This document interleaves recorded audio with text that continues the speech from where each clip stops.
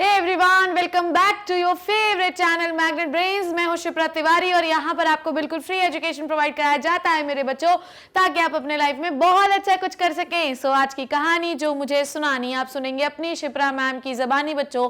और आज मैं आपको एक बहुत ज्यादा इंपॉर्टेंट टॉपिक पढ़ाने वाली हूँ, जो कि है जेनेटिकल डिसऑर्डर्स बच्चों। और ये मानिए आप कि आप कोई भी एग्जामिनेशन अगर बायोलॉजी से रिलेटेड देने जा रहे हैं तो इसमें से सवाल आना तय है। जैसे कि मैंने आपको लास्ट क्लास में पेडिग्री एनालिसिस पढ़ाया था और मैंने आपको बोला था चाहे आप नीट दे दें चाहे आप बोर्ड्स दे दें, उसमें से सवाल आएगा ही। तो उसको मैंने बेहतरीन तरीके से पढ़ाया। आई होप कि वो आपको समझ में आया। कुछ डाउट हो तो प्लीज मुझे पूछिएगा, ठीक है। आज मैं आपको पढ़ाने वाली हूं जेनेटिकल डिसऑर्डर्स के बारे में। बहुत सारे डिसऑर्डर्स हमको पढ़ने, हीमोफिलियल केप्टोनूरिया, फिनाइलकीटोनूरिया, सिकल सेल एनीमिया, ठीक है, सिस्टिक फाइब्रोसिस, बहुत सारे डिसऑर्डर्स आज हम पढ़ेंगे। तो चलिए शुरू करते हैं जेनेटिकल डिसऑर्डर बिना समय गवाए, क्योंकि टॉपिक है बड़ा, ठीक है। चलो बच्चों, जेनेटिकल डिसऑर्डर्स जो होते हैं व्हाट आर दे, ठीक है, ये होते क्या हैं। जैसा कि आपको पता है कि देखो, सबसे पहले डिसऑर्डर्स है मतलब कुछ गड़बड़ी है। और अगर मैं बात कर रही हूं जेनेटिकल डिसऑर्डर, ठीक है, किसकी बात कर रही हूं, जेनेटिकल डिसऑर्डर्स की बच्चों, तो आपको ये पता होना चाहिए कि it is related with what. Genetical disorder किससे, जेनेटिकल डिसऑर्डर किससे रिलेटेड है बच्चों, it is related with the gene, okay, it is related with the DNA, है ना, it is related with the chromosomes, ठीक है। समझ में आ गई बात, genetical disorder is related with this, ठीक है, इन तीनों से ही रिलेटेड होगा। क्लियर, समझ में आ गई बात। दूसरा, genetical disorder is related with the gene, DNA और क्रोमोसोम। डन। होता क्या है कि मान लो कि इनके ऊपर कोई म्यूटाजन एक्ट करे, समझ में आ रही बात, इन तीनों के ऊपर अगर कोई म्यूटाजन एक्ट करे, जिसके बारे में हम पढ़ेंगे, ठीक है। म्यूटाजन्स आर एजेंट जो कि इनकी स्ट्रक्चर को ऑल्टर कर सकते हैं, ठीक है। म्यूटाजन क्या करता है, अल्टर करता है अल्टरेशन इन द सीक्वेंस, ठीक है, alteration in the sequence and in the structure of chromosome, gene और डीएनए। समझ में आ गई बात। तो इनकी वजह से आपका जो स्ट्रक्चर होता है जीन, डीएनए और क्रोमोसोम का, वो चेंज हो जाता है, ठीक है। और इसी को हम क्या कहते हैं बच्चों, म्यूटेटेड जीन, डीएनए। इसको अब हम क्या कहने लगते हैं बच्चों, it is called as mutated DNA, mutated gene and mutated chromosome, ठीक है। आई होप कि ये समझ में आ रहा है, जीन, डीएनए, क्रोमोसोम। और यही म्यूटेटेड डीएनए और जीन जो है ये नेक्स्ट जनरेशन में जाता है बच्चों। कहाँ जाता है, नेक्स्ट जनरेशन में जाता है। और नेक्स्ट जनरेशन में फिर एक्सप्रेशन होते हैं। Clear my thing what I am saying. देखो, whenever we are talking about the genetical disorder, you have to know कि ये जो डिसऑर्डर होते हैं वो हमेशा एक जनरेशन से दूसरी जनरेशन में जाते हैं, ठीक है। ओके, आपको पता है कि जो पेरेंट होते हैं वो हमेशा प्रोजेनी को क्या देते हैं भैया, पेरेंट जो है, पेरेंट की तरह ही प्रोजेनी क्यों दिखाई देती है, हमेशा पेरेंट जो है वो प्रोजेनी को क्या प्रोवाइड करता है मेरे बच्चों, पेरेंट प्रोजेनी को क्या देता है, तो पेरेंट प्रोजेनी को देता है डीएनए। क्या देता है, डीएनए। क्लियर, डीएनए किसके अंदर होता है, क्रोमोसोम्स के अंदर होता है, ठीक। डीएनए किसके अंदर होता है, क्रोमोसोम्स के अंदर होता है। तो अब ये बात समझो, नॉर्मली विदा अल्टरेशन के वो जाते हैं, कोई टेंशन कोई परेशानी नहीं है। पर कोई अगर म्यूटाजन आ जाए, कोई केमिकल एजेंट आ जाए, कुछ और आ जाए, तो ये जो जीन, डीएनए और क्रोमोसोम होते हैं बच्चों, ये चेंज हो जाते हैं, ठीक है। अब ये चेंज जो डीएनए, जीन और क्रोमोसोम है, ये नेक्स्ट जनरेशन में जाता है और फिर जो है वो नेक्स्ट जनरेशन में कैरेक्टरिस्टिक शो करना शुरुआत करता है। Clear, so any type of change in the gene, DNA of chromosome due to the mutagens are called as mutation. Done. यही जो म्यूटेटेड जीन, डीएनए या क्रोमोसोम है नेक्स्ट जनरेशन में जाता है। जिस जनरेशन में ये चेंज हो रहा है भले ही उस जनरेशन में विजिबिलिटी ना हो, ठीक है, पर नेक्स्ट जनरेशन में जब ये इनहेरिट होंगे तो डेफिनेटली ये कुछ ना कुछ बदलाव करेंगे and these are called as genetical disorder, ठीक है। Any type of defect which are coming from the gene, DNA or chromosomes from one generation to next generation, it is called as genetical disorder. Clear? और ऐसा क्यों होता है? Pregnant women अगर किसी भी प्रकार के म्यूटाजन के एक्सपोज में आ जाए तो हो सकता है कि बन रहे बेबी का जो क्रोमोसोम पैटर्न हो चेंज हो जाएगा। हो सकता है कि मदर के क्रोमोसोम्स ऑलरेडी डिफेक्टेड हो और मदर कैरियर हो तो वो शायद डिजीज को नहीं शो कर पा रही हो, पर जब वो कंडीशन जब नेक्स्ट जनरेशन में जाएगी तो मे बी एक्सप्रेस हो जाएगी, क्योंकि आप लोगों ने पढ़ा है कि रेसेसिव में 2 रेसेसिव जीन मिलकर एक्सप्रेस कर लेते हैं। ठीक है, तो ये हुआ जेनेटिकल डिसऑर्डर कि ये क्या होते हैं। Genetical disorder gene DNA chromosomes की वजह से होते हैं। अगर इनमें कोई म्यूटेजन एक्सपोज हो जाए तो इनके सीक्वेंस और स्ट्रक्चर में चेंज हो जाता है और यही mutated gene DNA chromosome next generation में जाते हैं और एक्सप्रेशन शो होता है। इसी को हम जेनेटिकल डिसऑर्डर कहते हैं। क्लियर? सो इस बोर्ड वर्क से हमको ये समझ में आ गया कि किसकी वजह से जेनेटिकल डिसऑर्डर होते हैं। जीन डीएनए और क्रोमोसोम की वजह से होते हैं और एक जनरेशन से जब नेक्स्ट जनरेशन में जाते हैं तो एक्सप्रेशन शो होता है। क्लियर हो गई इतनी बात? नाउ आगे की बात बताती हूँ, समझाती हूँ। देखिए, आप लोगों ने जिस प्रकार से पेडिग्री एनालिसिस पढ़ा था, ठीक है, आप लोगों ने पढ़ा था ना पेडिग्री एनालिसिस, और वहां पे मैंने आपको पढ़ाया था कि जो है डिसऑर्डर 2 प्रकार के हो सकते हैं, ऑटोसोमल हो सकते हैं और सेक्स लिंक्ड हो सकते हैं। तो यहाँ पर अब हम लोग फिर से वही बात करेंगे।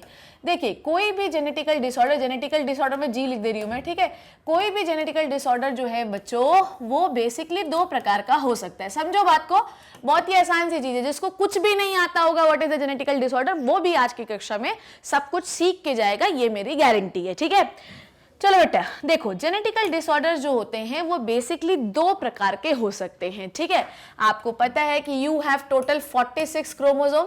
अगर 44 में कोई डिसऑर्डर शो कर रहा है, मतलब अगर मान लो कि आपके 22 पेयर में कोई डिफेक्टेड जीन है और उसकी वजह से मान लो यहाँ पर कोई डिफेक्टेड जीन है और उनकी वजह से कोई डिसऑर्डर हो रहा है, तो आपको पता होना चाहिए कि इन 44 को बेटा हम क्या कहते हैं? इनको हम कहते हैं मैम ऑटोजोम। समझ में आ गई बात? इनको हम क्या कहते हैं? Autosome. So any type of defected gene, समझो बात को, any type of defected gene present on the autosome जिसकी वजह से डिसऑर्डर हो रहा है, इसे हम कहते हैं autosomal disorder, autosome linked disorder या autosomal disorder, autosomal genetical disorder. Done? Clear हो गई? जेनेटिकल हम क्यों बोल रहे हैं? क्योंकि एक जनरेशन से दूसरी जनरेशन में पास होगी। क्लियर हो गई इतनी बात?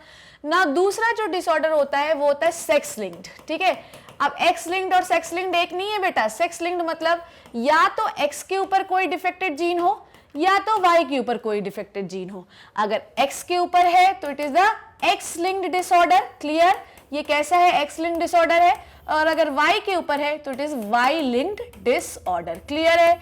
ये बात आपको क्लियर हुई? सेक्स लिंक्ड का मतलब होता है कि आप देखो ध्यान से, आपके पास यू हैव 46 क्रोमोसोम, अगर 44 में कोई डिफेक्टेड जीन बैठा हुआ है और वो किसी एक जनरेशन से दूसरे जनरेशन में जाके एक्सप्रेस हो रहा है, then this is the autosomal genetical disorder. पर अगर कोई जेनेटिक डिसऑर्डर X या Y क्रोमोसोम में बैठा हुआ है और वो बच्चे में एक्सप्रेस हो रहा है, then this is sex chromosomal या सेक्स लिंक्ड डिसऑर्डर। ठीक है, अच्छा अच्छा, इनको अब जेनेटिकल डिसऑर्डर क्यों कह रहे हैं? क्योंकि एक जनरेशन से दूसरे जनरेशन पास होते हैं। क्लियर? ठीक, अब एक बात सुनो, ये दोनों डिसऑर्डर जो हो सकते हैं ये दोनों तरीके के हो सकते हैं। या तो ये डोमिनेंट हो सकते हैं, ऑटोसोमल जेनेटिकल डिसऑर्डर भी डोमिनेंट हो सकता है, या तो ये रेसेसिव हो सकते हैं। Clear my thing what I am saying मेरे लल्ला? या तो ये डोमिनेंट हो सकते हैं या तो रेसेसिव हो सकते हैं। वैसे ही सेक्स लिंक्ड भी दोनों हो सकते हैं। ठीक है, सेक्स लिंक्ड भी कैसे हो सकते हैं बच्चों? सेक्स लिंक्ड भी दोनों हो सकते हैं। या तो ये डोमिनेंट हो सकते हैं सेक्स लिंक्ड, ठीक है, या तो ये डोमिनेंट हो सकते हैं मेरे बच्चों, या तो ये रेसेसिव हो सकते हैं, कोई टेंशन नहीं है। ठीक है, अब हम कैसे जानें कि ये रेसेसिव है या डोमिनेंट है? ये सब हम लोग पढ़ चुके हैं, पेडिग्री एनालिसिस में हम लोग सब कुछ पढ़ चुके हैं। तो अगर आपके इन 44 क्रोमोसोम्स की वजह से कोई डिफेक्ट नेक्स्ट जनरेशन में आ रहा है तो it is autosomal genetical disorder.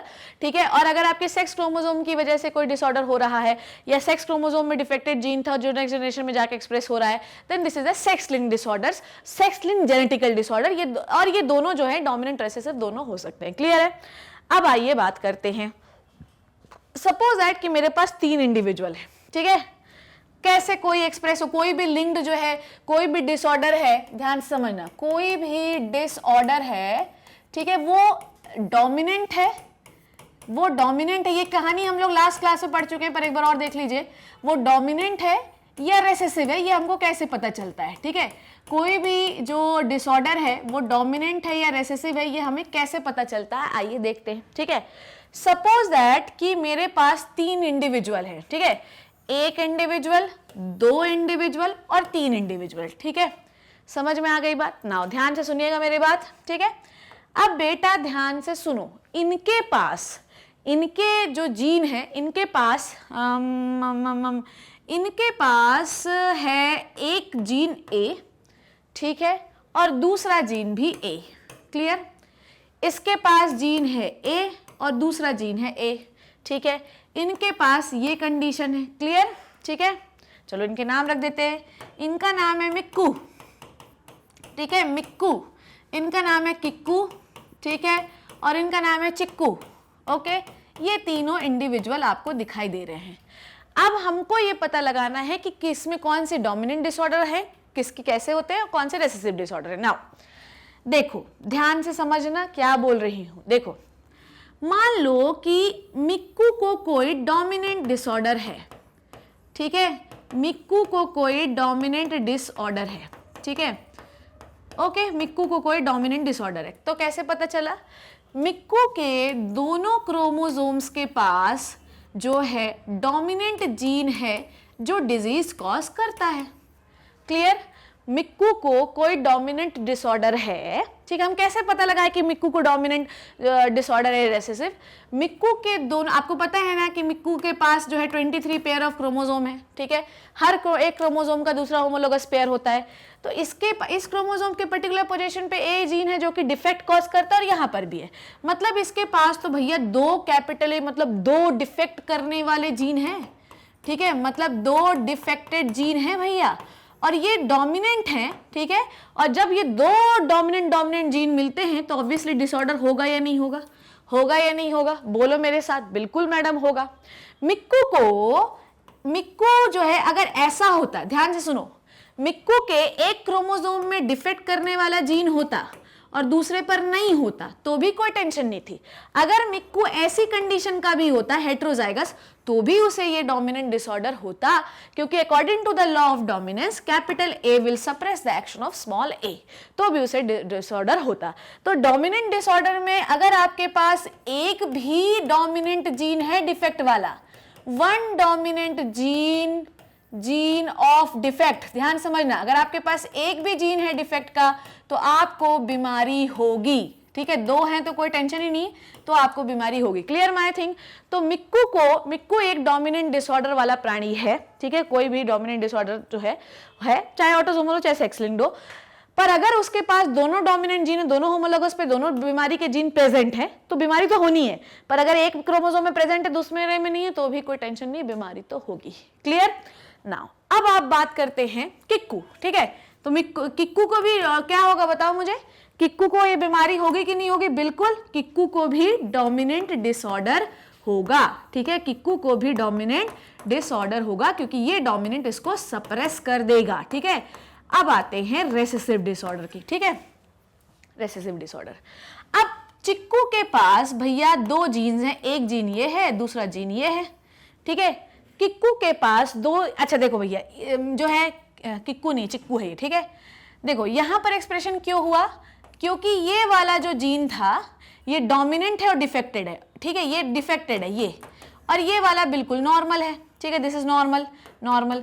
तो भैया ये इतना भयंकर डोमिनेंट हुआ कि इस नॉर्मल को एक्सप्रेस ही नहीं होने दिया। ठीक है, तो भैया बीमारी हो गई। ठीक, अब ध्यान से समझो, अब ये ए जीन वाला ये भी डिफेक्टेड है, ये भी डिफेक्टेड है।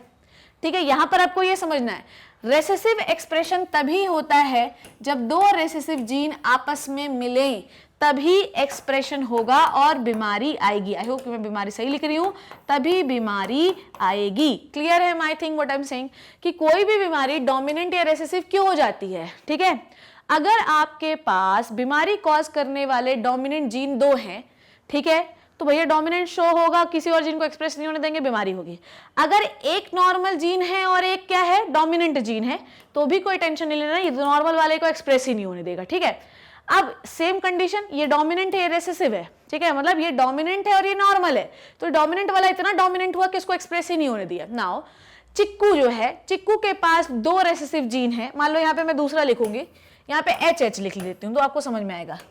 चिक्कू के पास 2 H जीन है जो कि स्मॉल h दिखाई दे रहे हैं, ये दोनों डिफेक्टेड प्रोटीन बना रहे हैं, ठीक है, ये दोनों क्या बना रहे हैं, डिफेक्टेड प्रोटीन बना रहे हैं, तो आपको बीमारी होगी कि नहीं होगी, तो ये हमेशा तब शो होगा जब ये कंडीशन आएगी 2 स्मॉल एक साथ होंगे, क्लियर, या 2 रेसेसिव जीन एक साथ होंगे। तो इस तरीके से कोई भी बीमारी डोमिनेंट या रेसेसिव हो जाती है। 2 होमोजाइगस डोमिनेंट कंडीशन में भी बीमारी होगी, हेट्रोजाइगस डोमिनेंट कंडीशन में भी बीमारी होगी, पर रेसेसिव एक्सप्रेशन तभी होता है जब 2 रेसेसिव एलील्स एक साथ रहते हैं, नहीं तो एक्सप्रेशन नहीं होता। भगवान की दया से ज्यादातर जो बीमारियां होती हैं वो रेसेसिव ही होती हैं, क्लियर। और तुम देखो कि ये सारी बीमारियां जो हैं ये मेंडेलियन प्रिंसिपल को ही फॉलो कर रही हैं, law of dominance, clear. So ये इन्हें हम जेनेटिकल डिसऑर्डर इसीलिए कहते हैं because they follow the Mendelian principle, clear है। आई थिंक कि कोई बीमारी डोमिनेंट कैसी हुई, रेसेसिव कैसे हुई, डोमिनेंट इसलिए क्योंकि डोमिनेंट जीन था उसके पास, बीमारी वाला जीन था, वो किसी और को एक्सप्रेस ही नहीं होने दे रहा था। रेसेसिव जीन क्या हुए, रेसेसिव क्या होता है कि जो नॉर्मल जीन थे उनमें म्यूटेशन हो गया, वो सारे जीन रेसेसिव हो गए और रेसेसिव कुछ और ही कहानी करने लगा, वो कोई और ही प्रोटीन बनाने लगा जिससे आपको बीमारियां हो गई, क्लियर हो गई इतनी बात। डोमिनेंट जीन बीमारी वाला हो चुका है, वो डोमिनेंट हो चुका है, वो नॉर्मल जीन को काम नहीं करने दे रहा है, तो डोमिनेंट में जेनेटिकल डिसऑर्डर। नॉर्मल जीन हो गए हैं गड़बड़ तो वो रेसेसिव बन गए, तो रेसेसिव अपना प्रोटीन बनाए जा रहा है, बॉडी में कुछ और ही चले जा रहा है, this is the recessive disorder, clear. Now अब आती है बात, ठीक है, so this is it, dominant कौन, रेसेसिव कौन, ठीक है। तो डोमिनेंट में ये एक्सप्रेस हो सकते हैं, ये भी ये एक्सप्रेस हो सकते हैं, पर ये यही होगा, ठीक है, सेम यहाँ पर भी। नाउ डिसऑर्डर्स की बात अगर हम कर ही रहे हैं तो बेसिकली आपको पता होना चाहिए, आपको पता है what is the genetical disorder. Genetical disorder are the disorder which are related with the gene, DNA and chromosome. Any type of defect due to the mutagens into the gene, DNA and chromosome and they are inherited from one generation to the next generation, this is called as genetical disorder, clear. किसी भी प्रकार का बदलाव gene, DNA and chromosome में किसी भी mutagens की वजह से और वो जो डिफेक्ट आया वो नेक्स्ट जनरेशन में ट्रांसमिट हो रहा है, इसे हम जेनेटिकल डिसऑर्डर कहते हैं। अब ये हो सकता है ऑटोजोमल भी, हो सकता है कि आपके ऑटोजोम का कोई जीन गड़बड़ हो गया है और डिफेक्ट आ रहा है, हो सकता है कि सेक्स क्रोमोसोम का कोई जीन गड़बड़ हो गया और उसे डिफेक्ट आ रहा है। ये दोनों दो प्रकार के हो सकते हैं, डोमिनेंट रेसेसिव, क्लियर, ठीक है बच्चों, ठीक है ठीक है ठीक है। अब देखो जेनेटिकल डिसऑर्डर को ध्यान से समझिएगा, जेनेटिकल डिसऑर्डर को, ठीक है, हम बेसिकली 2 भागों में डिवाइड करते हैं, ठीक है। एक होता है मेंडेलियन डिसऑर्डर, ध्यान से समझते जाना बच्चों नहीं तो समझ में नहीं आएगा। एक होता है Mendelian disorder, Mendelian disorder. Genetical disorder को हम मेंडेलियन डिसऑर्डर, देखो वैसे तो ऑटोसोमल और सेक्स क्रोमोसोम है पर ब्रॉड कैटेगरी ये भी है कि इसका भी क्लासिफिकेशन पढ़ना जरूरी है। जेनेटिकल डिसऑर्डर बेसिकली 2 प्रकार का हो सकता है, मेंडेलियन डिसऑर्डर और क्रोमोसोमल डिसऑर्डर, अब इन दोनों को हमको इस क्लास में हम मेंडेलियन खत्म करेंगे, अगली क्लास में क्रोमोसोम। मेंडेलियन डिसऑर्डर देखो किसी भी प्रकार के जीन में गड़बड़ी हो, डिफेक्ट इन जीन, ठीक है, डिफेक्ट इन जीन, दिस, तो ये कौन सा डिसऑर्डर है, मेंडेलियन डिसऑर्डर। जीन क्या होता है, एक special segment of DNA which codes special type of protein. तो अगर किसी स्पेशल सेगमेंट ऑफ डीएनए में, मतलब किसी जीन में दिक्कत है, किसी जीन में दिक्कत है, then this is the Mendelian disorder. किसी प्रकार के जीन में गड़बड़ी होना, इसे हम मेंडेलियन डिसऑर्डर के नाम से जानते हैं, ठीक है। अब ये वही है कि ये ऑटोसोमल डोमिनेंट, ऑटोसोमल रेसेसिव हो सकती हैं और sex linked dominant, sex linked recessive हो सकती हैं, ठीक है। ऐसे ही अगर आपके क्रोमोसोम में कोई डिफेक्ट है, डिफेक्ट इन क्रोमोसोम, ठीक है, जैसे कि डिफेक्ट इन क्रोमोसोम, जैसे कि मान लो कि किसी एक क्रोमोसोम में एक ऐड हो गया, क्रोमोसोम में किसी एक क्रोमोसोम, मतलब ये पूरा सेट ऑफ क्रोमोसोम पड़ा हुआ है, इसमें -1 हो गया, क्या कहते हैं इसको हम लोग, इसको हम कहते हैं एन्यूप्लॉइडी, डाउन सिंड्रोम पढ़ना है हम लोगों को, ठीक है, डाउन सिंड्रोम, टर्नर सिंड्रोम, ठीक है, एन्यूप्लॉइडी पढ़ा है हम लोगों ने। आपके नॉर्मल सेट ऑफ क्रोमोसोम में एक सेट और बढ़ गया, दिस इज पॉलीप्लॉइडी, ये भी एक डिफेक्ट है, पढ़ चुके हैं हम लोग, पढ़ा है ना हम लोगों ने। तो बच्चों आपको ये बात समझनी है कि अगर आपके किसी सिंगल जीन में डिफेक्ट है, ठीक है, जैसे मान लो जैसे मान लो कि ये मेरे पास एक क्रोमोसोम है, डन, और ये इसके अंदर जो है ये डीएनए चले जा रहा है, डीएनए, ठीक है बच्चों। अब ये जो स्पेशल सेगमेंट ऑफ डीएनए है, ठीक है, ये पर्टिकुलर जीन है, ठीक है, और इस जीन में पड़ गया म्यूटाजन, तो यहां पर हो गया ये डिफेक्टेड।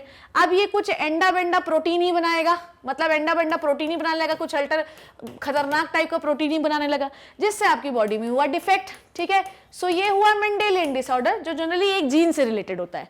पर क्रोमोसोमल डिसऑर्डर जो होता है वो पूरे पूरे क्रोमोसोम से रिलेटेड होता है। अब हो सकता है कि कोई एक क्रोमोसोम ऐड हो जाए, हो सकता है कुछ एक क्रोमोसोम हट जाए।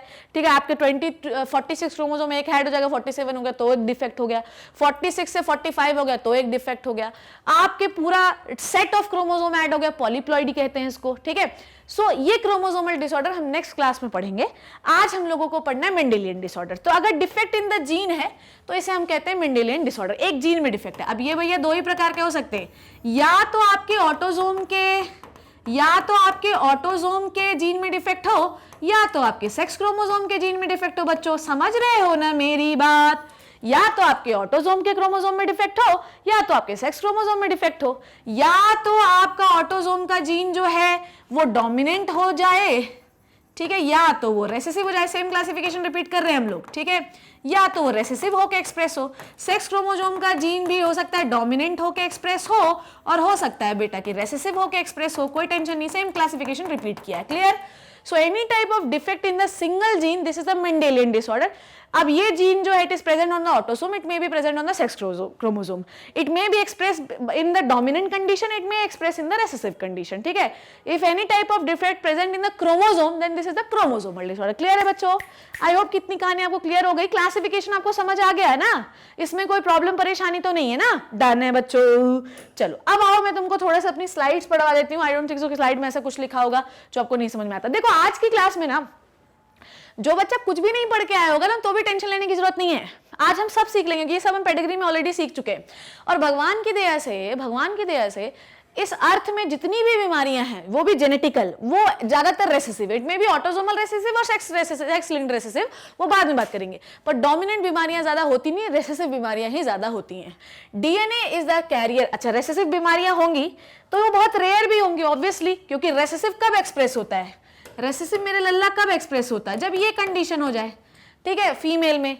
और मेल में क्या कंडीशन हो जाए? ये कंडीशन हो जाए। इसीलिए मेल में जो होती हैं वो ज्यादातर एक्स लिंक्ड रेसेसिव डिसऑर्डर होते हैं, क्योंकि वाई में तो कोई जीन डिफेक्ट होता नहीं, क्योंकि वाई मतलब वाई में बीमारी वाला जीन ही नहीं है, तो मेल में ज्यादा होती हैं। ठीक है, रेसेसिव ज्यादा रेयर क्यों होते हैं? ठीक है, मतलब जेनेटिकल डिसऑर्डर रेयर क्यों होते हैं? क्योंकि मोस्ट ऑफ द जो जेनेटिकल डिसऑर्डर है वो रेसेसिव है, और वो एक्सप्रेस ही बेटा, मान लो एक क्रोमोसोम हमने लिखा ए, एक क्रोमोसोम लिखा बी, इसके ऊपर सी कोई डिफेक्ट ऑफ जीन है बेटा। अगर ये कंडीशन होगी तभी डिसऑर्डर होगा, अगर ये कंडीशन है ना तो डिसऑर्डर नहीं होगा। ठीक है, इसलिए जो जेनेटिकल डिसऑर्डर होते हैं वो ज्यादातर रेयर होते हैं और मैक्सिमम रेसेसिव है। तो जब तक दो रेसेसिव डिफेक्ट वाले जीन नहीं आएंगे तब तक बीमारी नहीं होगी। तो ये बात आपको पता होनी चाहिए। DNA is the carrier of genetic information, it is hence transmitted from one generation to the other without any change और अल्टरेशन। नॉर्मली डीएनए वैसे ही कैरी होता है पेरेंट टू द प्रोजेनी। ठीक है, अगर इसमें चेंज हुआ तो ओकेजनली होता है कभी कभी। A number of disorder in the human being have been found to be associated with the inheritance and the change और अल्टर्ड जीन और द क्रोमोसोम। समझ में आई बात? सो बहुत सारे ऐसे डिसऑर्डर ह्यूमन बीइंग में पाए जाते हैं बच्चों, जो कि एसोसिएटेड हैं इनहेरिटेंस, किससे एसोसिएटेड है? डिफेक्ट ऑफ द जीन और द क्रोमोसोम और द डीएनए के इनहेरिटेंस से। क्लियर है मेरी बात? यहां पर ये लिखा है कि ह्यूमन बीइंग्स में बहुत सारे ऐसे डिसऑर्डर हैं जो कि एसोसिएटेड है इनहेरिटेंस के या गड़बड़ inheritance of DNA, gene and chromosome के। ठीक है, मतलब सही डीएनए जा नहीं रहा जिसकी वजह से डिफेक्ट आ रहा है। नेक्स्ट क्रोमोसोम, नेक्स्ट जो क्लासिफिकेशन है वो आपको देखना है। Genetical disorder can be of two type, gene mutation and chromosomal aberration. ठीक है, अब ये ऑलरेडी जेनेटिकल जीन हम लोग पढ़ चुके। देखो बेटा, जीन म्यूटेशन में भी ये सारी चीजें पढ़ाई है। अगर जीन म्यूटेशन हो रहा है मतलब मेंडेलियन डिसऑर्डर है। ज्यादातर मेंडेलियन डिसऑर्डर्स जो होते हैं वो रेसेसिव होते हैं, और जो मेंडेलियन डिसऑर्डर है वो बहुत इंपॉर्टेंट है बेटा, मेन मैं बताना चाह रही हूँ, नीट में उसी से सवाल आता है। क्रोमोसोमल एबरेशन, अगर कोई स्ट्रक्चरल चेंज है या कोई क्रोमोसोम पूरा सेट ऐड हो रहा है या डिलीट हो रहा है, then this is chromosomal aberration. Clear? Next कहानी, These all are mainly determined by the mutation in the single gene. Mendelian disorder क्या होता है, आज हमको मेंडेलियन डिसऑर्डर ही करना है, ठीक है।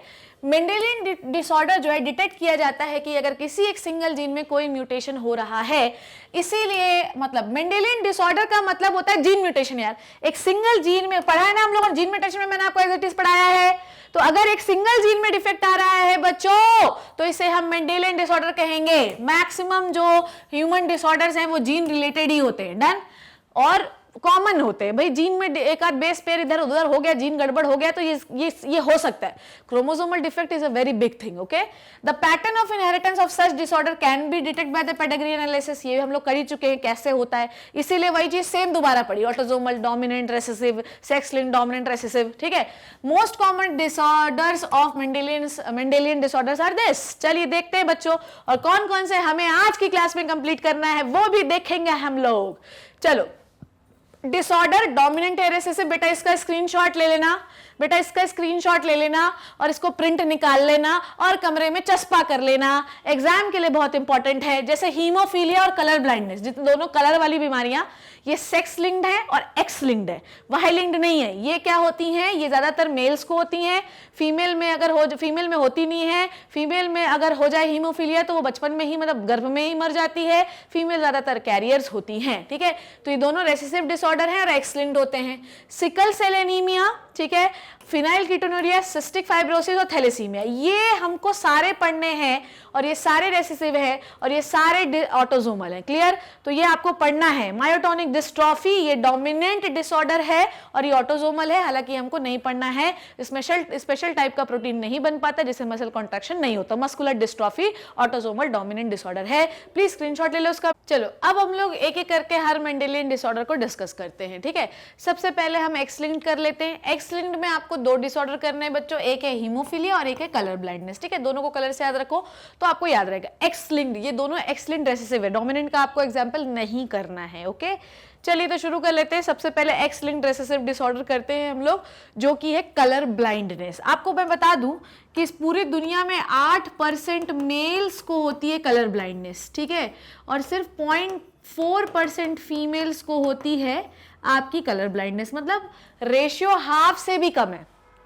गेटिंग माई पॉइंट कि टोटल इस पूरी दुनिया में 8% मेल्स को होती है कलर ब्लाइंडनेस और सिर्फ 0.4% फीमेल्स को होती है कलर ब्लाइंडनेस, मतलब इतना कम रेशियो है। तुम सोचो मेरी बात, समझ रहे हो क्या बोल रही हूँ मैं। 8% मेल को, 0.4% फीमेल्स को होती है।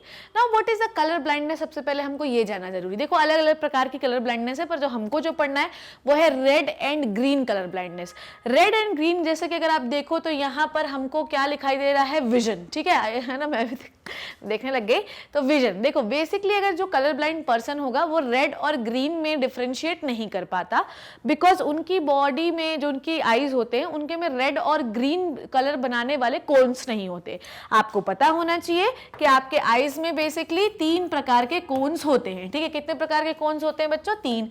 एक होता है रेड कलर के लिए, एक होता है ब्लू कलर के लिए और एक होता है ग्रीन कलर के लिए। समझ में आई बात। तो आपके आईज में रेड और ग्रीन कलर का कोन बनाने वाला प्रोटीन नहीं बन पाता है, जिसकी वजह से आप रेड और ग्रीन कलर में डिफरेंशिएट नहीं कर पाते हैं, ठीक है।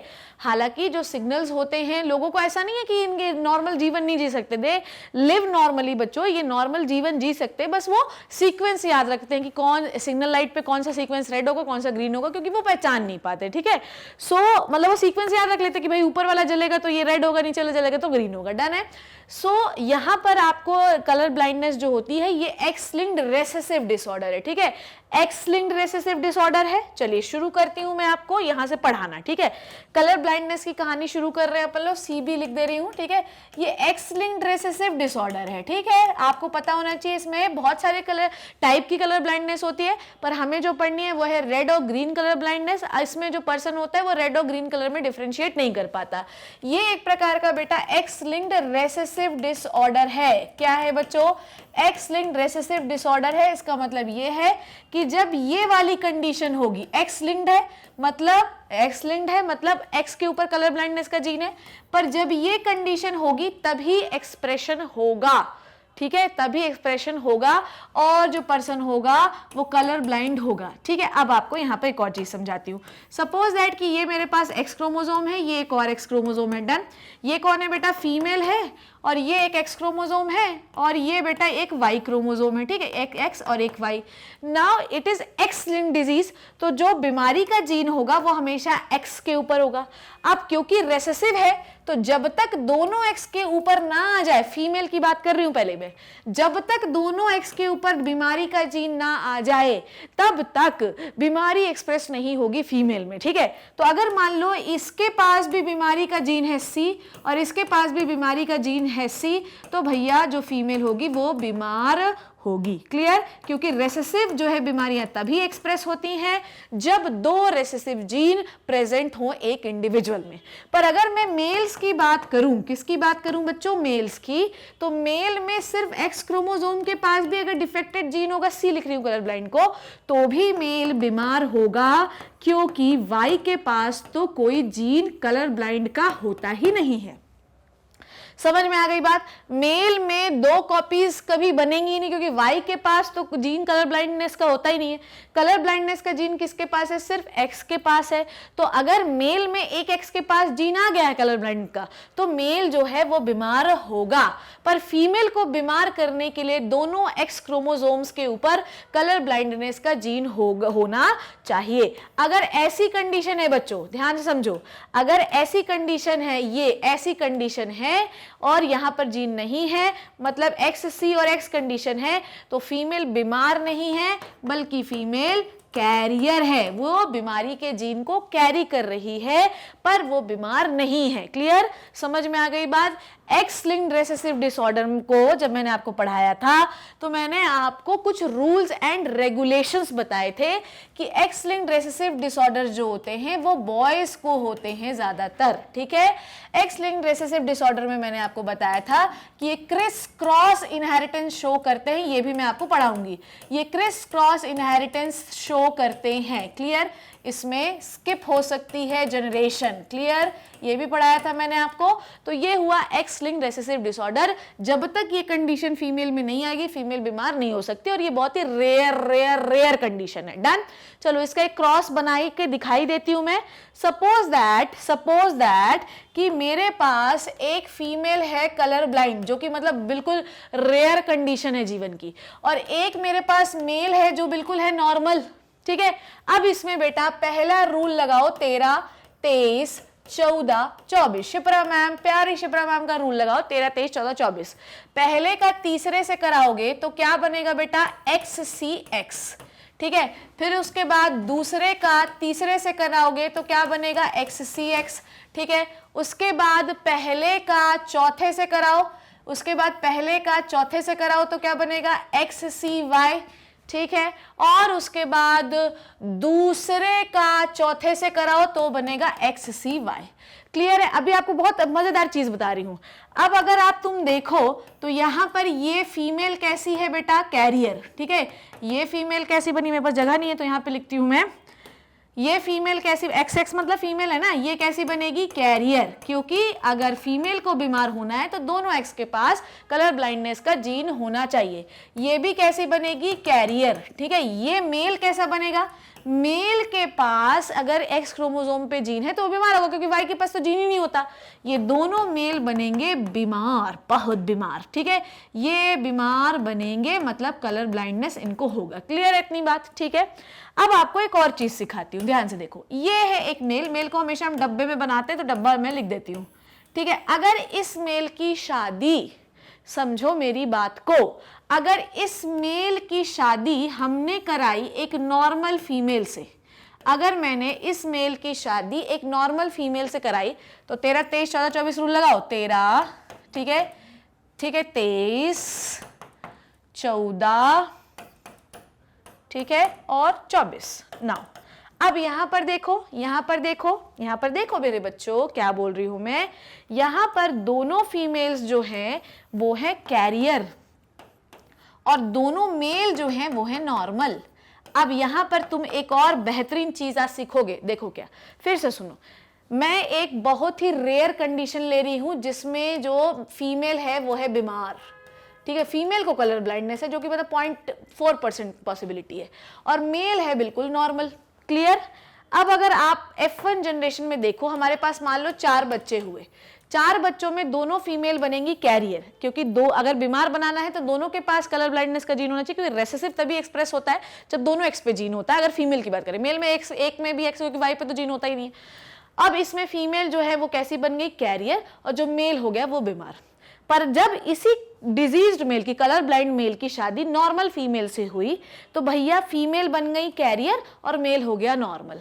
तो यहां पर आप क्या देख रहे हो वो बात सुनो, मेरी बात क्या बोला मैंने आपको, मैंने ये बोला this is the criss cross inheritance बच्चों, this is the criss cross inheritance, कि फीमेल जो होती है वो फीमेल को बीमारी नहीं देती, फीमेल पहले मेल को बीमारी देगी और फिर मेल जो है वो फीमेल को बीमारी का जीन देगा। समझ रहे हो बात को?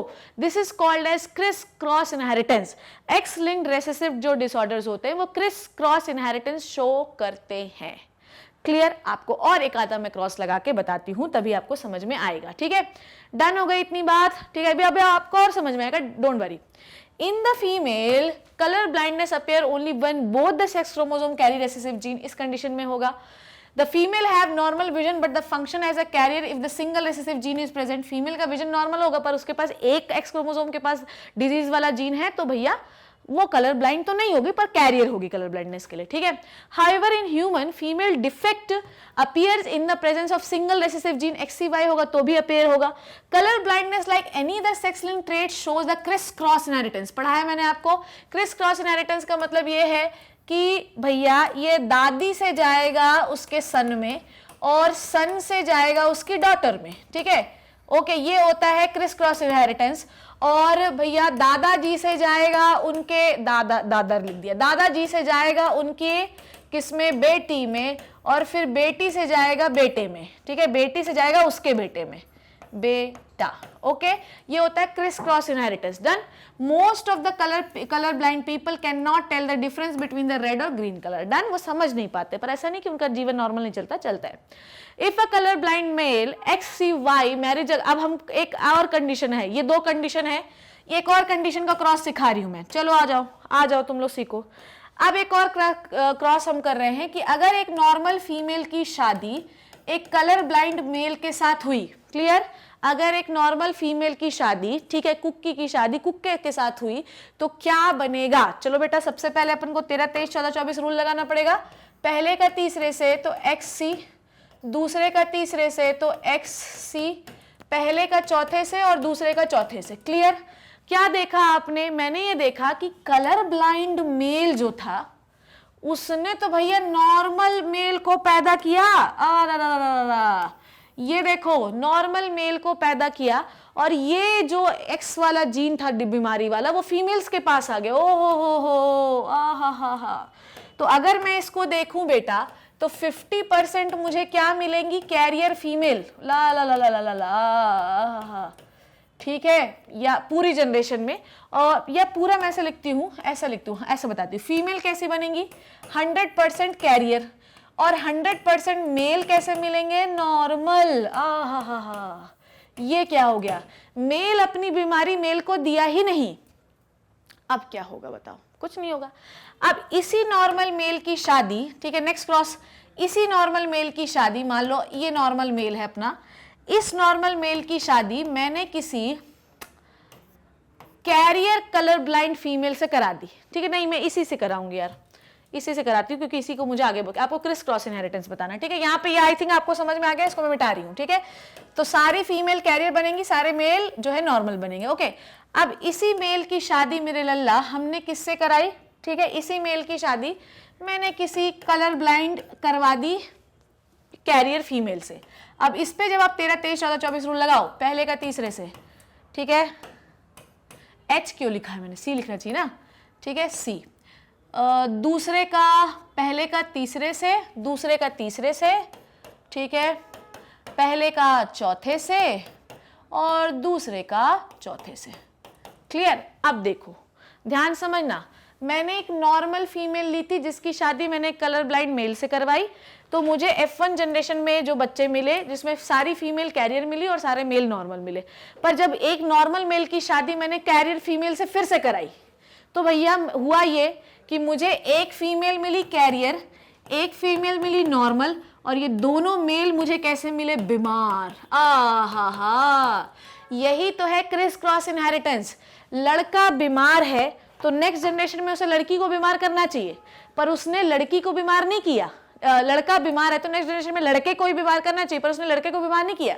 उसने अपना जीन फीमेल को दे दिया और फिर फीमेल ने यही जीन नेक्स्ट जनरेशन में लड़के को दे दिया। क्रिस क्रॉस इनहेरिटेंस देखो हो रहा है, देखो इधर criss cross inheritance, criss cross हो रहा है, क्रिस क्रॉस इनहेरिटेंस। बोलो, लड़का बीमार था तो नेक्स्ट जनरेशन में लड़के को बीमारी देनी चाहिए थी, पर ऐसा हुआ नहीं।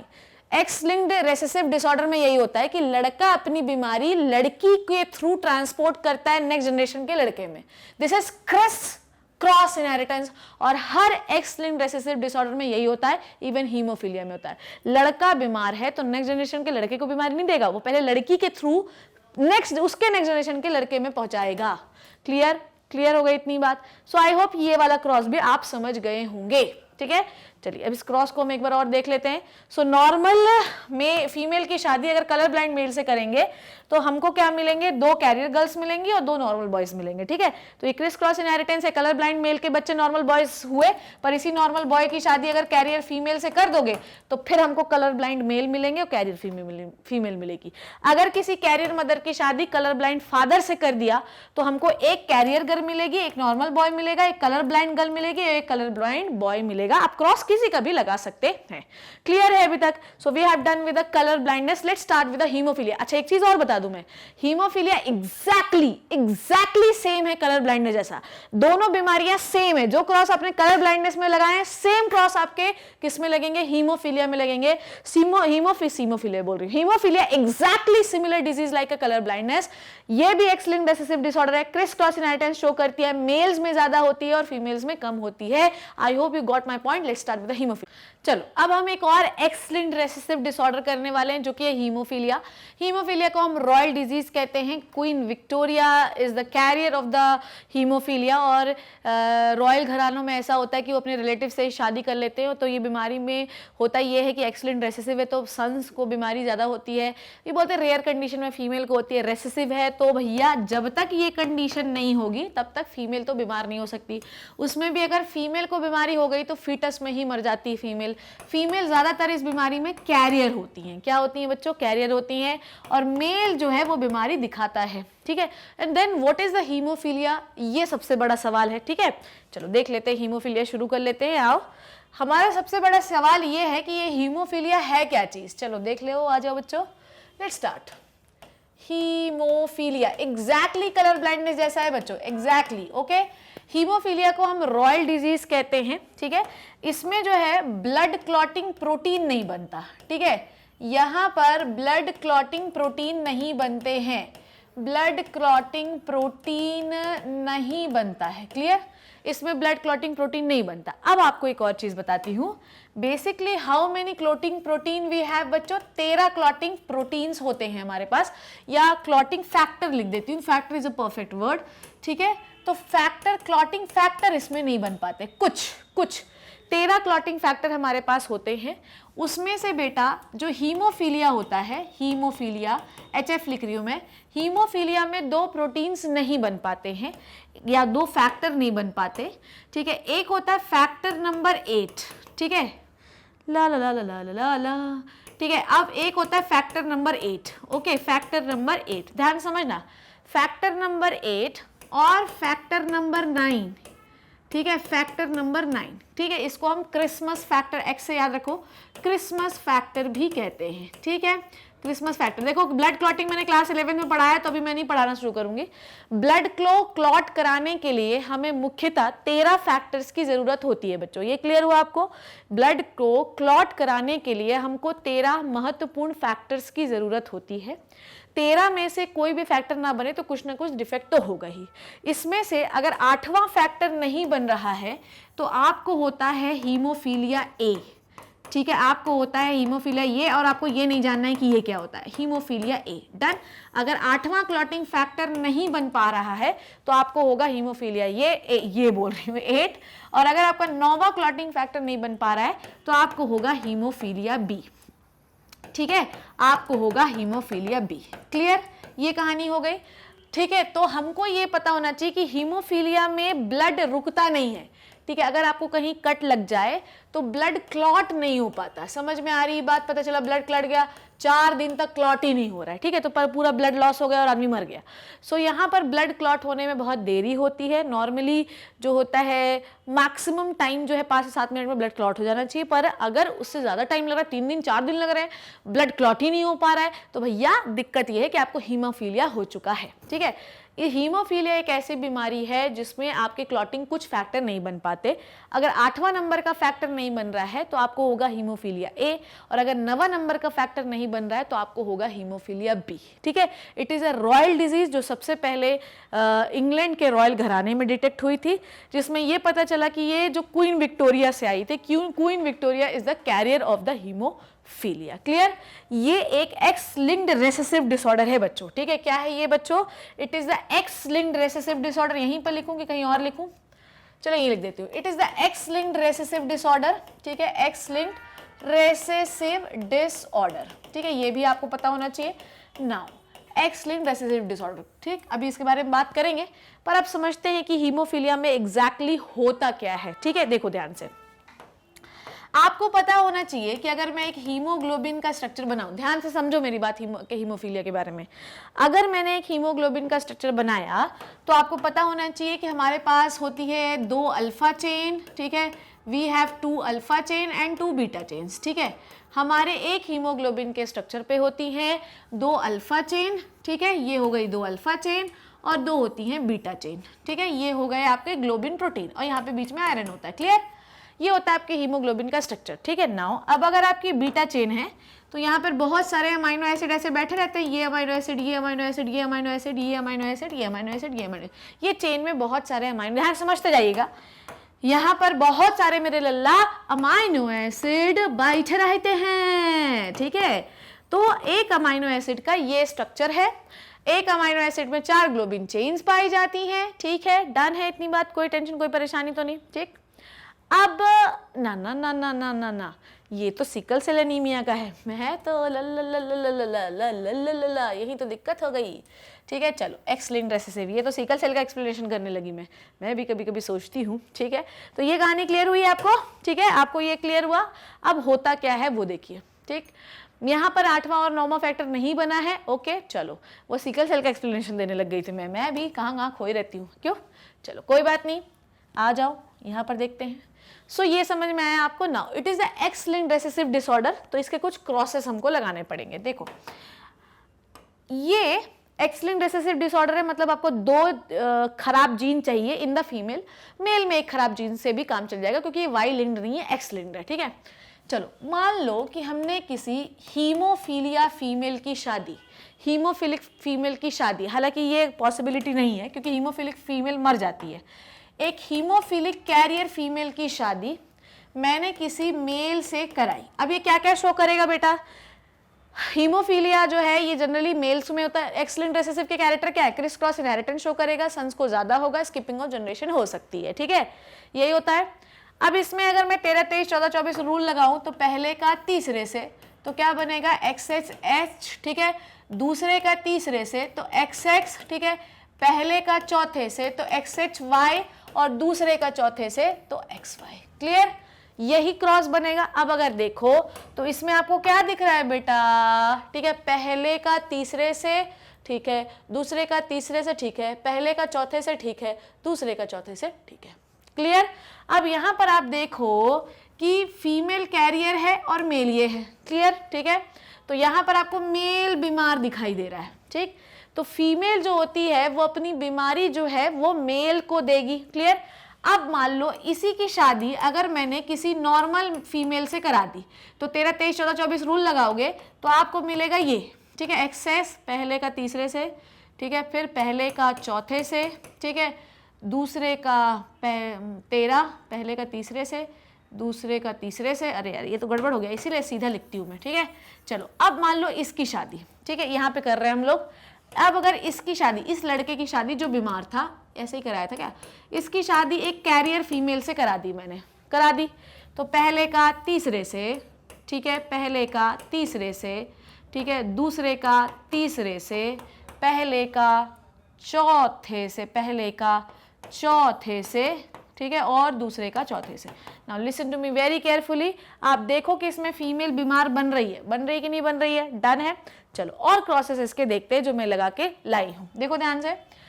सो हीमोफीलिया एक एक्स लिंक्ड, डरो मत, अभी क्रॉस करवा रही हूं मैं, ठीक है, ये एक एक्स लिंक्ड रिसेसिव डिसऑर्डर है। तो ये कब ट्रांसमिशन शो करेगी, अगर फीमेल की कंडीशन ये है बेटा, ठीक है। तो फीमेल क्या है, बोलो मेरे साथ, फीमेल है मैम कैरियर, फीमेल क्या है, कैरियर। अगर फीमेल में ये कंडीशन है तो फीमेल क्या है बेटा, डिजीज्ड। मेल में अगर ये कंडीशन है तो मेल क्या है, डिजीज्ड। क्लियर। तो यहां पर फीमेल कैरियर हो सकती है इन द हेटेरोजाइगस कंडीशन, ठीक है। The possibility of female becoming hemophilia is extremely rare, मतलब ये अगर फीमेल अगर हीमोफिलिक हो गई तो वो गर्भ में ही मर जाएगी, ठीक है। तो such extremely rare because mother of such female has to be at least carrier and father should be hemophilic. ये कहानी कब होगी, यही अभी आपको थोड़ी देर पहले वहां पे पढ़ाया भी था मैंने, कि अगर ये कंडीशन हुई, ये कंडीशन और ये कंडीशन हुई, तभी आपके पास ये पॉसिबिलिटी आएगी।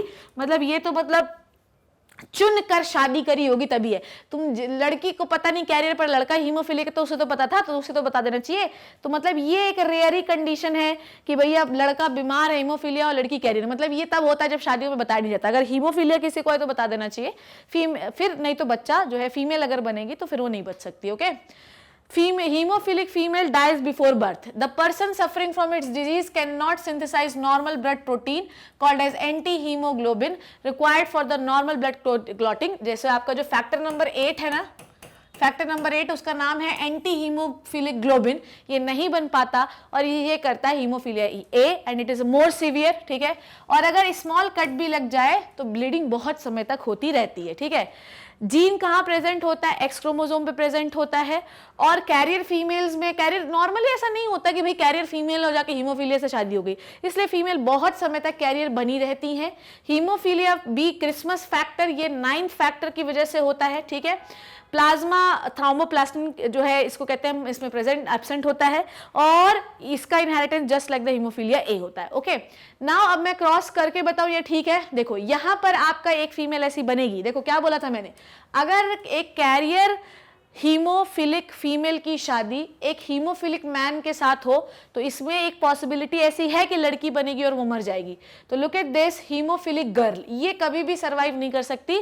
तो कभी भी अगर कोई कैरियर फीमेल है और उस कैरियर वाली को तो नहीं पता होता, पर हीमोफिलिक लड़के को तो पता होता है ना, कैरियर वाली को नहीं पता, तो नॉर्मल दिखती, बस उसके बाद जीन कैरी होता रहता है। पर हीमोफिलिक लड़के को तो पता था ना कि उसे बीमारी है, फिर उसे लड़की से शादी करने की क्या जरूरत है, उसको बता देना चाहिए था, या उन्हें ब्लड टेस्ट करा लेना चाहिए था, क्रोमोसोम टेस्ट करा लेना चाहिए था, ठीक है। तो ऐसा कंडीशन होता है, एक पॉसिबिलिटी हो सकती है, अगर उनकी लड़की होगी तो हीमोफिलिक हो सकती है। कैरियर गर्ल भी हो सकती है, नॉर्मल बॉय भी हो सकता है, हीमोफिलिक बॉय भी हो सकता है। ये क्रॉस मैंने अभी आपको बताया, ठीक है। नाउ अब अगर हम लोग दूसरा क्रॉस भी है, इसका नहीं है क्या, चलो कोई बात नहीं, मैं आपको इसके क्रॉसेस कुछ करवाना चाहती हूं जो कि मैंने कलर ब्लाइंडनेस में भी करवाया आपको। चलो तो क्रॉस देख लो, हमने लिया एक कैरियर फीमेल बेटा, ठीक है, और इसकी शादी करा दी हम लोग एक नॉर्मल मेल से। अब इसमें रूल लगाओ, 13, 23, 14, 24, पहले का तीसरे से किया तो अपन ने एक्स एच एक्स मतलब कैरियर फीमेल मिल गई, दूसरे का तीसरे से किया तो 2 नॉर्मल फीमेल मिल गई, पहले का चौथे से किया तो डिजीज्ड मेल मिला और दूसरे का चौथे से किया तो नॉर्मल मेल मिला। क्लियर बात। तो इसमें अगर आप रेशियो देखोगे तो क्या मिल रहा है बच्चों, इसमें हमको मिल रही है एक कैरियर फीमेल, डन, एक कैरियर फीमेल मिल रही है, डन, एक नॉर्मल फीमेल मिल रही है, 1 नॉर्मल फीमेल बेटा, ठीक है, नॉर्मल फीमेल, ठीक, एक मिल रहा है डिजीज्ड मेल, ठीक है, डिजीज्ड लिख दे रही हूँ, डिजीज्ड मेल, और एक मिल रहा है नॉर्मल मैन, ठीक है। तो ये मिल नॉर्मल मेल, तो ये हमारा रेशियोस में बना। पर अगर आपको इनहेरिटेंस देखना है तो ध्यान से देखो बेटा, ध्यान से, फीमेल से बीमारी की जीन कैरी हो रहा है, पर बीमार किसको कर रहा है, मेल को। ध्यान से समझो, फीमेल से बीमारी का जीन कैरी हो रहा है, पर ये बीमार किसको कर रहा है, मेल को। ये बात आपको समझ में आई, ठीक है। अब अगर इसी मेल की शादी जो बीमार है इसकी शादी में अगर किसी नॉर्मल फीमेल से कर दूं तो क्या रेशियो बनेगा, बोलो।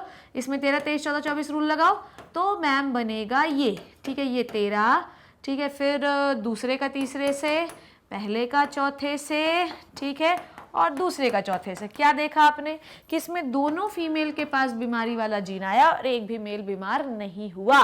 तो यहाँ से मेल किसको जीन दे रहा है, मेल जीन दे रहा है फीमेल को। तो ये क्रिस क्रॉस इनहेरिटेंस दिखा कि नहीं दिखा, मम्मी से लड़का, लड़के से फिर लड़की को इनहेरिटेंस हुआ, ठीक है। तो ऐसे ही पापा से लड़की और लड़की से उसके लड़के को जीन इनहेरिट होता है। It is a criss cross inheritance. जितने भी सेक्स लिंक्ड या एक्स लिंक्ड डिसऑर्डर होते हैं वो क्रिस क्रॉस इनहेरिटेंस शो करते हैं। क्लियर हो गई इतनी बात। हीमोफीलिया, आई होप कि आपको समझ में आ गया होगा कि हीमोफीलिया वो बीमारी है जिसमें ब्लड क्लॉट नहीं होता है, हो सकता है 3 दिन तक ब्लड ही बहता रहे। हीमोफीलिया एक बहुत ही डेंजरस बीमारी, हो सकता है ब्लड ही क्लॉट ना हो आपका और आपका ब्लड पूरा शरीर का बह जाए और आप मर जाए। तो basically it is a very dangerous disease. क्या करें भैया, चोट से बच सकते हैं और कुछ नहीं कर सकते हैं, ठीक है। सो हमने 2 प्रकार की पढ़ी हीमोफीलिया। ए आगे आता है तो 8 नाम का फैक्टर जब नहीं बनता है, बेसिकली होता ये है कि अगर मान लीजिए ये normal gene blood clotting protein बनाता है पर अगर कोई म्यूटेशन आ गया तो डिफेक्टेड हो जाता है। अब ये बेटा जो है ये डिफेक्टेड प्रोटीन्स बनाने लगता है, ये प्रोटीन वाले क्लॉटिंग प्रोटीन्स बनाता ही नहीं है। तो भैया हीमोफीलिया ए में 8 नंबर का क्लॉटिंग प्रोटीन नहीं बनता और हीमोफीलिया जो बी होती है उसमें 9 नंबर का क्लॉटिंग फैक्टर नहीं बनता, जिसकी वजह से हीमोफीलिया होती है, इसमें ब्लड क्लॉट नहीं होता। सो बेसिकली हमको जो 2 कलर वाली बीमारियां थी उनको हमको सेक्स लिंक्ड इनहेरिटेंस में पढ़ना था, जैसे कि हमने कलर ब्लाइंडनेस कर लिया और हम लोगों ने कर लिया क्या, हीमोफीलिया। तो आपको समझ में आया, लड़की से लड़का, लड़के से लड़की, ठीक है, समझ में आ गई बात। तो ये आपको क्लियर होनी चाहिए कहानी। क्लियर, डन हो गई इतनी बात। नाउ लुक एट दिस, यही वाला क्रॉस मैंने आपको लगाया था जिसमें कैरियर गर्ल बनी, ठीक है। ये वाला क्रॉस लगाया था कैरियर, नहीं ये वाला क्रॉस नहीं लगाया था, इसमें मैंने नॉर्मल मैन लिया था, ठीक है। तो कैरियर वुमेन की शादी जब हीमोफिलिक मैन से हो जाती है, मतलब ये तो बिल्कुल धुरंधर वाहियात कहानी है कि भैया हीमोफिलिक मैन जो है पता रहता तो बता देना चाहिए शादी से पहले। इसी में एक ऐसी फीमेल बनेगी जो मृत्यु जिसकी हो सकती है, ठीक है, डन है, ये फीटस में ही मर जाती है। नाउ अगली बीमारी, सेक्स लिंक खत्म हुआ, अब मैं आपको अगली बीमारी सिखाने वाली हूँ बच्चों, सिकल सेल एनीमिया, ठीक है। तो चलिए ध्यान से देखिएगा सिकल सेल एनीमिया क्या होता है। आ जाओ आ जाओ आ जाओ। सिकल सेल एनीमिया, ठीक है, क्या होता है sickle cell anaemia. Now listen to me very carefully, ठीक है, ध्यान से देखो बेटा। सिकल सेल एनीमिया, देखो ध्यान से देखो, ये हमारा एक क्रोमोसोम है, डन। क्रोमोसोम के अंदर क्या होता है बच्चों, डीएनए। सो ये हो गया डीएनए। ये डीएनए का एक स्पेशल सेगमेंट है जिसे हमने कहा जीन। क्या कहा बच्चों, जीन, डन। अब ये जीन जो है ये आगे चलकर क्या बनाएगा, प्रोटीन बनाएगा, डन है ना। ये इसमें क्या जुड़ेंगे, अमाइनो एसिड जुड़ेंगे, this is the amino acid, ये हो गए अमाइनो एसिड, और यही अमाइनो एसिड बाद में चलकर प्रोटीन का फॉर्मेशन करेंगे। क्लियर। नाउ अब मैं आपको बताती हूँ कहानी, ध्यान से सुनो। सपोज दैट कि यहाँ पर कोई एक जीन है जो कि नॉर्मल हीमोग्लोबिन बनाता है, ठीक है, नॉर्मल हीमोग्लोबिन बनाता है, ठीक, नॉर्मल हीमोग्लोबिन। पर अगर बेटा इस जीन में कोई म्यूटाजन आ जाए, ध्यान से सुनना मेरी बात क्या बता रही हूँ मैं, ये कोई एक जीन है जो हीमोग्लोबिन बनाता है, पर अगर इसमें कोई म्यूटाजन आ जाए, यूवी रेज आ जाए, कुछ भी आ जाए, जो भी बहुत सारे म्यूटाजन होते हैं, ठीक है, वो पढ़ाना भी है मुझे, तो ये हीमोग्लोबिन हो जाएगा डिफेक्टेड। तो बेटा इस म्यूटाजन ने किया क्या, वो देखो। हमारे पास हीमोग्लोबिन में 4 ग्लोबिन मॉलिक्यूल होते हैं ना, listen to me very carefully, ठीक है। 1-2 होते हैं अल्फा और 2 होते हैं बीटा, ठीक है। हमारे पास हीमोग्लोबिन में 4 ग्लोबिन चेन होती हैं। क्लियर इतनी बात, हमारे पास हीमोग्लोबिन में 4 ग्लोबिन चेन होती हैं, जिसमें जो बीटा चेन होती है, ध्यान से समझना क्या होता है। यहाँ पर बीटा चेन है, जैसे मान लो कि यहाँ पर बीटा चेन में ये बहुत सारे प्रोटीन है ना, ये क्या है, प्रोटीन है। अब प्रोटीन होगा तो इसमें क्या जुड़े होंगे बेटा, ये अमाइनो एसिड, मैम बहुत सारे अमाइनो एसिड जुड़े होंगे, ये अमाइनो एसिड है। अब मान लो 6th नंबर का जो अमाइनो एसिड है, ध्यान से समझना, 6th नंबर का जो अमाइनो एसिड है, क्लियर क्या बोल रही हूँ मैं, जो 6th नंबर का अमाइनो एसिड है ये होता है गैग। गैग क्या होता है बच्चों, गैग होता है ग्लूटामिक एसिड। ध्यान से समझना क्या बोल रही हूँ मैं, ग्लूटामिक एसिड। अब इसमें हो गया क्या, गड़बड़, क्या हो गया, गड़बड़। ये जो ए है ना, इसमें रिप्लेसमेंट हो गया और ए की जगह पे आ गया यू, गैग से गुग बन गया और ये बन गए बेटा वैलीन। अब आपका नॉर्मल हीमोग्लोबिन बनेगा, क्या बोलो, अब आपका नॉर्मल हीमोग्लोबिन फॉर्मेशन नहीं होगा, नॉर्मल एचबी फॉर्मेशन नहीं होगा, और आपकी जो हीमोग्लोबिन का शेप कैसा हो गया है, आपका हीमोग्लोबिन का शेप हो गया है गड़बड़। फिर से सुनो मेरी बात क्या बोल रही हूँ मैं, आपका ये क्रोमोसोम है, ध्यान सुनो, क्रोमोसोम के अंदर क्या होता है मेरे लल्ला, डीएनए होता है। क्लियर, ये हो गया डीएनए। डीएनए के स्पेशल सेगमेंट को हम जीन कहते हैं। जीन में क्या होंगे भैया, gene is nothing, it is a DNA. इसके अंदर अच्छा ये क्या बनाता है, आरएनए। आरएनए जो है इससे क्या बनता है, प्रोटीन। अब प्रोटीन की अगर मैं बात करूं तो protein is made up of amino acid. आपको पता होना चाहिए कि जो हीमोग्लोबिन होता है उसमें बेसिकली बहुत सारी चेन्स होती हैं, 2 अल्फा चेन होती है और 2 बीटा चेन होती है। तो सिकल सेल एनीमिया का प्रॉब्लम ये है कि जो हीमोग्लोबिन में जो बीटा चेन होती है उसका जो 6वां नंबर का अमाइनो एसिड होता है जो कि ग्लूटामिक एसिड होता है, उसमें हो जाता है म्यूटेशन 6वें नंबर की पोजीशन पे। अब याद रखो गैग है ये, गैग, ठीक है, और ये बन गया गुग। गुग आपने ए से यू को ए को रिप्लेस किया और यू घुसेड़ दिया, मतलब आपने क्या रिप्लेस किया है, ये है प्यूरिन और ये क्या है, पायरिमिडीन। तो ये क्या हो गया है बताओ मुझे, इस इज द ट्रांसवर्जन। आपने देखो बेटा ये है तो पॉइंट म्यूटेशन नहीं पढ़ा आप लोगों ने, this is the point mutation. और आपको पता होना चाहिए जितने मेंडेलियन डिसऑर्डर है वो सब पॉइंट म्यूटेशन ही होते ज्यादातर, this is the point mutation. पर आप एक प्यूरिन को पिरिमिडिन से रिप्लेस कर रहे हैं तो ये होता है ट्रांसवर्जन। ये कैसा है बेटा, ट्रांसवर्जन। अगर प्यूरिन से प्यूरिन करते तो ट्रांजिशन, तो ये हो गया बेटा ट्रांसवर्जन। तो आपको पता होना चाहिए कि सिकल सेल ट्रांसवर्जन का रिजल्ट होता है। क्लियर, ये बात आपको पता होनी चाहिए। अब आपकी ग्लूटामिक एसिड की जगह पर, मान लो यहाँ पहले ग्लूटामिक एसिड था और अब इसकी जगह पर क्या हो जाता है, वेलिन आ जाता है। जैसे ही वेलिन आ जाता है आपका नॉर्मल हीमोग्लोबिन बनना बंद हो जाता है और डिफेक्टेड हीमोग्लोबिन बनना शुरू हो जाता है। ठीक है, डिफेक्टेड हीमोग्लोबिन बनना शुरू हो जाता है। डन।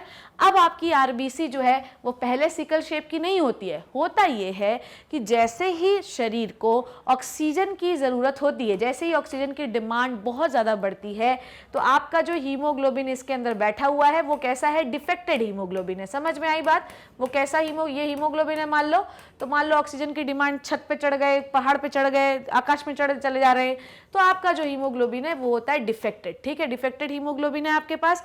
अब ये डिफेक्टेड हीमोग्लोबिन ऑक्सीजन को पकड़ ही नहीं पाएगा, तो अब आपकी धीरे धीरे जो आरबीसी होंगी वो श्रिंक होकर सिकल शेप की हो जाएंगी। घाटा क्या है, ध्यान से सुनो, इसमें क्या घाटा होता है। इसमें घाटा यह है कि आपके शरीर में ऑक्सीजन की कमी हमेशा बनी ही रहेगी। क्लियर, ऑक्सीजन बढ़ेगा तो हीमोग्लोबिन डिफेक्टेड है, डिफेक्टेड हीमोग्लोबिन रहेगा तो ऑक्सीजन पकड़ नहीं पाएगा, आपकी जो आरबीसी है वो श्रिंक हो जाएगी। अब इसका घाटा ये होता है, अब यहाँ पर मुझे एक और स्लाइड लेनी पड़ेगी।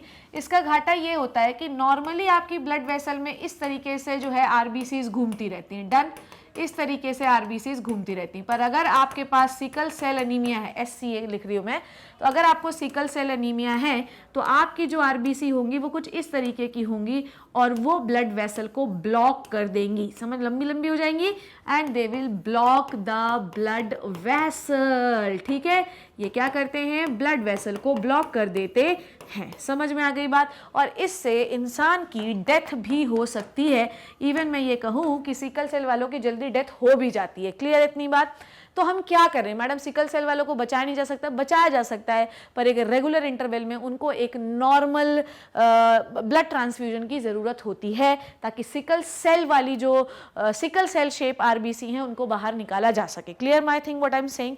सो बेसिकली ये क्या है बच्चों, अच्छा ये सिकल सेल एनीमिया कौन सा डिसऑर्डर है ये बता दूं, ये एक प्रकार का ऑटोजोमल रेसेसिव डिसऑर्डर है। ऑटोजोमल रेसेसिव डिसऑर्डर है, ये बता दूं मैं आपको।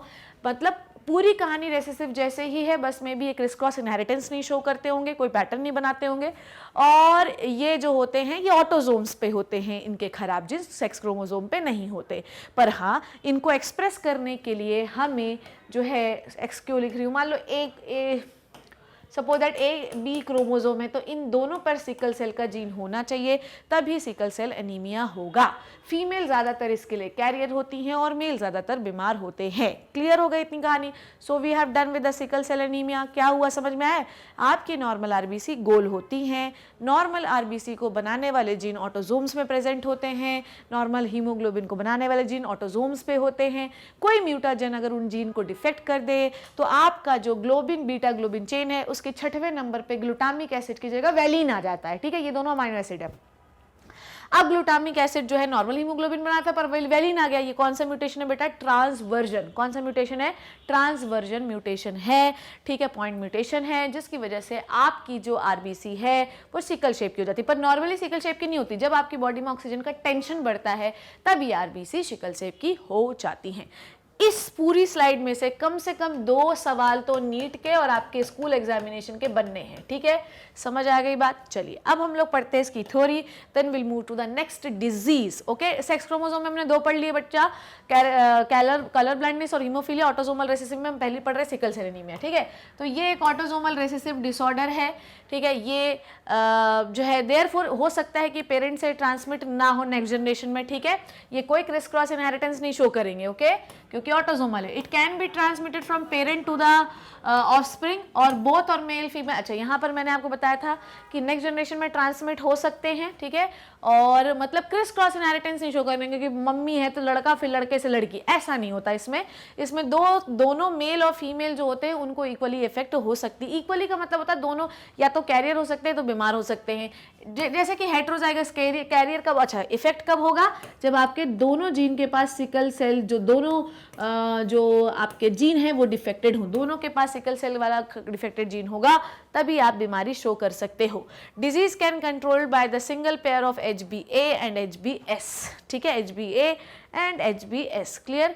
अच्छा, यहाँ पर दिया भी हुआ है कि अगर आपका हीमोग्लोबिन, देखो ऐसे लगा भी सकते हैं क्रॉस, मान लो कि हीमोग्लोबिन जो है इसकी शादी, क्लियर, इसकी शादी मैंने, ये मान लो कोई लड़की है, इसकी शादी मैंने किसी हीमोग्लोबिन सिकल सेल के कैरियर के साथ करा दी, ठीक है। 13, 23, 14, 24 रूल लगाओगे तो इंडिविजुअल कैसे बनेंगे, HbA एक इंडिविजुअल बना, फिर दूसरे का तीसरे से, पहले का 13, पहले का तीसरे से, दूसरे का तीसरे से HbA, ये दूसरा इंडिविजुअल, पहले का चौथे से HbA HbS और दूसरे का चौथे से HbA HbS। तो इसमें हमको जो इंडिविजुअल मिले, इसमें दोनों एक तो थे नॉर्मल, 2 इंडिविजुअल नॉर्मल और 2 कैरियर थे। कब होगा डिजीज, जब दोनों के पास जो है, दोनों हीमोग्लोबिन, जो आपके पास 2 डिफेक्टेड जीन होंगे आपके बॉडी में, तभी आपका सिकल सेल एनीमिया होगा, नहीं तो नहीं होगा, क्लियर, क्योंकि it is a autosomal recessive disorder. ये जनरली किसको होता है, मेल्स को होता है, फीमेल्स को कम होता है, क्लियर। हेटेरोजाइगस इंडिविजुअल अपेयर जो है, अगर मैं बात करूं इसकी, ये क्या लिखा है, अगर ये कंडीशन है तो ये हेटेरोजाइगस कंडीशन है और ये कैरियर कंडीशन है, आप लोगों ने पता होना चाहिए। ये कैरियर डिजीज के लिए, डिजीज कब इफेक्ट होगी, दिस, जब ये कंडीशन होगी, ठीक है, ये आपको पहले ही बता चुकी हूँ। अगर आपके जो इस कंडीशन में हो तो आप डिजीज हो। Disease is cause by the mutation transversion, पढ़ाया मैंने आपको, ठीक है, beta chain of the haemoglobin transversion की वजह से होता है। तो अगर आपके हीमोग्लोबिन बनाने वाले जीन डिफेक्टेड हो जाए दोनों क्रोमोसोम पे, अगर एक क्रोमोसोम पे डिफेक्टेड है तो कोई टेंशन नहीं है, पर दोनों क्रोमोसोम पे डिफेक्टेड हो जाएं तब फिर आप रेसेसिव कंडीशन पे हो और आपको बीमारी हो सकती है। तो मान लो, ध्यान से समझो, यहाँ पर ऐसा है, मान लो कि आपकी जो मेल है वो कैसा था, नॉर्मल था, और फीमेल जो थी वो कैरियर थी। ध्यान सुनो, इसका क्रॉस क्या बोल रही हूँ मैं। मान लो कि आपका मेल जो था वो कैरियर था और मेल जो था नॉर्मल था और फीमेल जो थी वो कैरियर थी, डन। तो जब हमने इसका क्रॉस लगाया, 13, 23, 14, 24 सीधे लगा देना, तो हमको क्या मिले, हमको जो है इंडिविजुअल मिले नॉर्मल, ठीक है, 50% नॉर्मल मिले और 50% कैरियर मिले, यही मैंने आपको बताया था, ठीक है। तो सिकल सेल ट्रेट क्या है, कुछ नहीं है बेटा, 50% नॉर्मल 50% कैरियर, ठीक है, क्लियर। अच्छा, मान लो कि किसी फीमेल की शादी, मान लो ये फीमेल है, इसके पास सिकल सेल का जीन था, ठीक है, अब इसकी शादी मेल से हुई, उसके पास भी सिकल सेल का शेप का जीन है, तो भैया ऐसा है कि जो बच्चा होगा उसके में सिकल सेल एनीमिया फैलाने वाला जीन हो सकता है। क्लियर हो गई इतनी बात, आई डोंट थिंक सो कि इसमें कोई प्रॉब्लम होनी चाहिए। The mutated gene of the sickle cell is called as HbS. HbS can cause the change in beta chain of one amino acid. इसमें 6वें नंबर की पोजीशन पे glutamic acid is replaced by the valine, ये already मैं discuss करवा चुकी हूँ आपको, clear, done. समझ में आ गई बात? ओके, तो आपको ये पता होना चाहिए क्या क्या पढ़ा हम लोगों ने। ऑटोसोमल रिसेसिव डिसऑर्डर के कैरेक्टर क्या होने चाहिए? स्किपिंग ऑफ जनरेशन हो सकती है, ठीक है, ये कभी भी क्रिस क्रॉस इनहेरिटेंस नहीं शो करेंगे। हाँ, मेल और फीमेल दोनों इससे इफेक्ट हो सकते हैं, बात अलग है कि मेल्स को ज़्यादा होता है, ठीक है। ये सिकल सेल जो एनीमिया होते हैं इसमें जो है तभी बीमारी होगी जब आपके दोनों क्रोमोसोम पे रिसेसिव जीन प्रेजेंट होंगे। क्लियर हो गई बात? और म्यूटेशन कैसा है? ट्रांसवर्जन म्यूटेशन है, इसमें गूक की जगह गैक की जगह गूक बन जाता है, मतलब ग्लूटामिक एसिड वैलिन से रिप्लेस हो जाता है। क्लियर है माय बच्चा लोग? डन हो गई इतनी बात? चलिए, next disease is phenylketonuria. चलिए, phenylketonuria, it is very very important disease. Important disease क्या इंपॉर्टेंट होती है पर एग्जाम में पूछी जाती है तो मुझे बताना पड़ेगा। तो अगली बार जब सिकल सेल एनीमिया पेशेंट को देखो बच्चों, तो याद रखना कि हमेशा जो है उसको ऑक्सीजन की कमी बनी रहेगी। सिकल सेल एनीमिया वाले जो लोग होते हैं, it is a genetic disorder, इसलिए बहुत कम दिन तक जिंदा रहते हैं, क्योंकि इनकी जो आरबीसी होती है वो इतनी डिफेक्टेड शेप की हो जाती है कि पूरा ब्लड वेसल ही ब्लॉक कर देती हैं, तो ब्लड वेसल्स में ब्लड फ्लो प्रॉपरली नहीं हो पाता और बॉडी में ऑक्सीजन की कमी बनी रहती है। और आपको पता है कि अगर ऑक्सीजन की ही कम रहेगा तो तुम क्या ही कर पाओगे यार। डन हो गई इतनी बात? चलिए, नेक्स्ट डिजीज जो मैं आपको पढ़ाने वाली हूं बच्चों वो है फिनाइल कीटोनूरिया। चलो रे, चलो आओ मेरे साथ। Phenyl ketonuria, it is very important disease. देखिए, आपके शरीर में एक अमाइनो एसिड होता है मेरे लल्ला, जिसको हम कहते हैं फिनाइल एलानीन। देखो हम लोग सारे, ये भी एक ऑटोसोमल रिसेसिव है। खुदा की खदमत से ज़्यादातर जो डिसऑर्डर हैं वो आपके कैसे हैं? रेसेसिव हैं। दो हमने सेक्स क्रोमोसोम वाले पढ़े, अब हम सारे रेसेसिव पढ़ रहे हैं, वो भी ऑटोसोम्स वाले, ठीक है। हमारे बॉडी में एक अमाइनो एसिड होता है, दिस इज अमाइनो एसिड, ठीक है, अमाइनो एसिड होता है जो कि फिनाइल एलानीन कहलाता है, ठीक है। और phenyl alanine will convert into the tyrosine, ठीक है। फिनाइल एलानीन किस में कन्वर्ट होता है? टायरोसिन में कन्वर्ट होता है in the presence of an enzyme called as phenyl, I hope it is visible, phenyl alanine hydroxylase, hydroxy क्या लिखा है यार? फिनाइल एलानीन हाइड्रोक्सिलेज, ठीक है। हमारे पास ये एंजाइम होता है जिससे फिनाइल एलानीन टायरोसिन में कन्वर्ट हो जाता है, ये भी एक अमाइनो एसिड है। क्लियर? समझ में आ गई बात? This amino acid is very very important. This tyrosine amino acid पता है, it is very very important, क्योंकि ये बहुत सारी चीजों का बेटा प्रीकर्सर होता है। क्लियर? क्लियर माई थिंग मेरे बच्चा लोग? समझे आप लोग? बेटा जी क्या बोल रही हूं मैं? मेरे बच्चों जी क्या बोल रही हूं मैं? Tyrosine, it is very very important amino acid, it is precursor for so many things यार।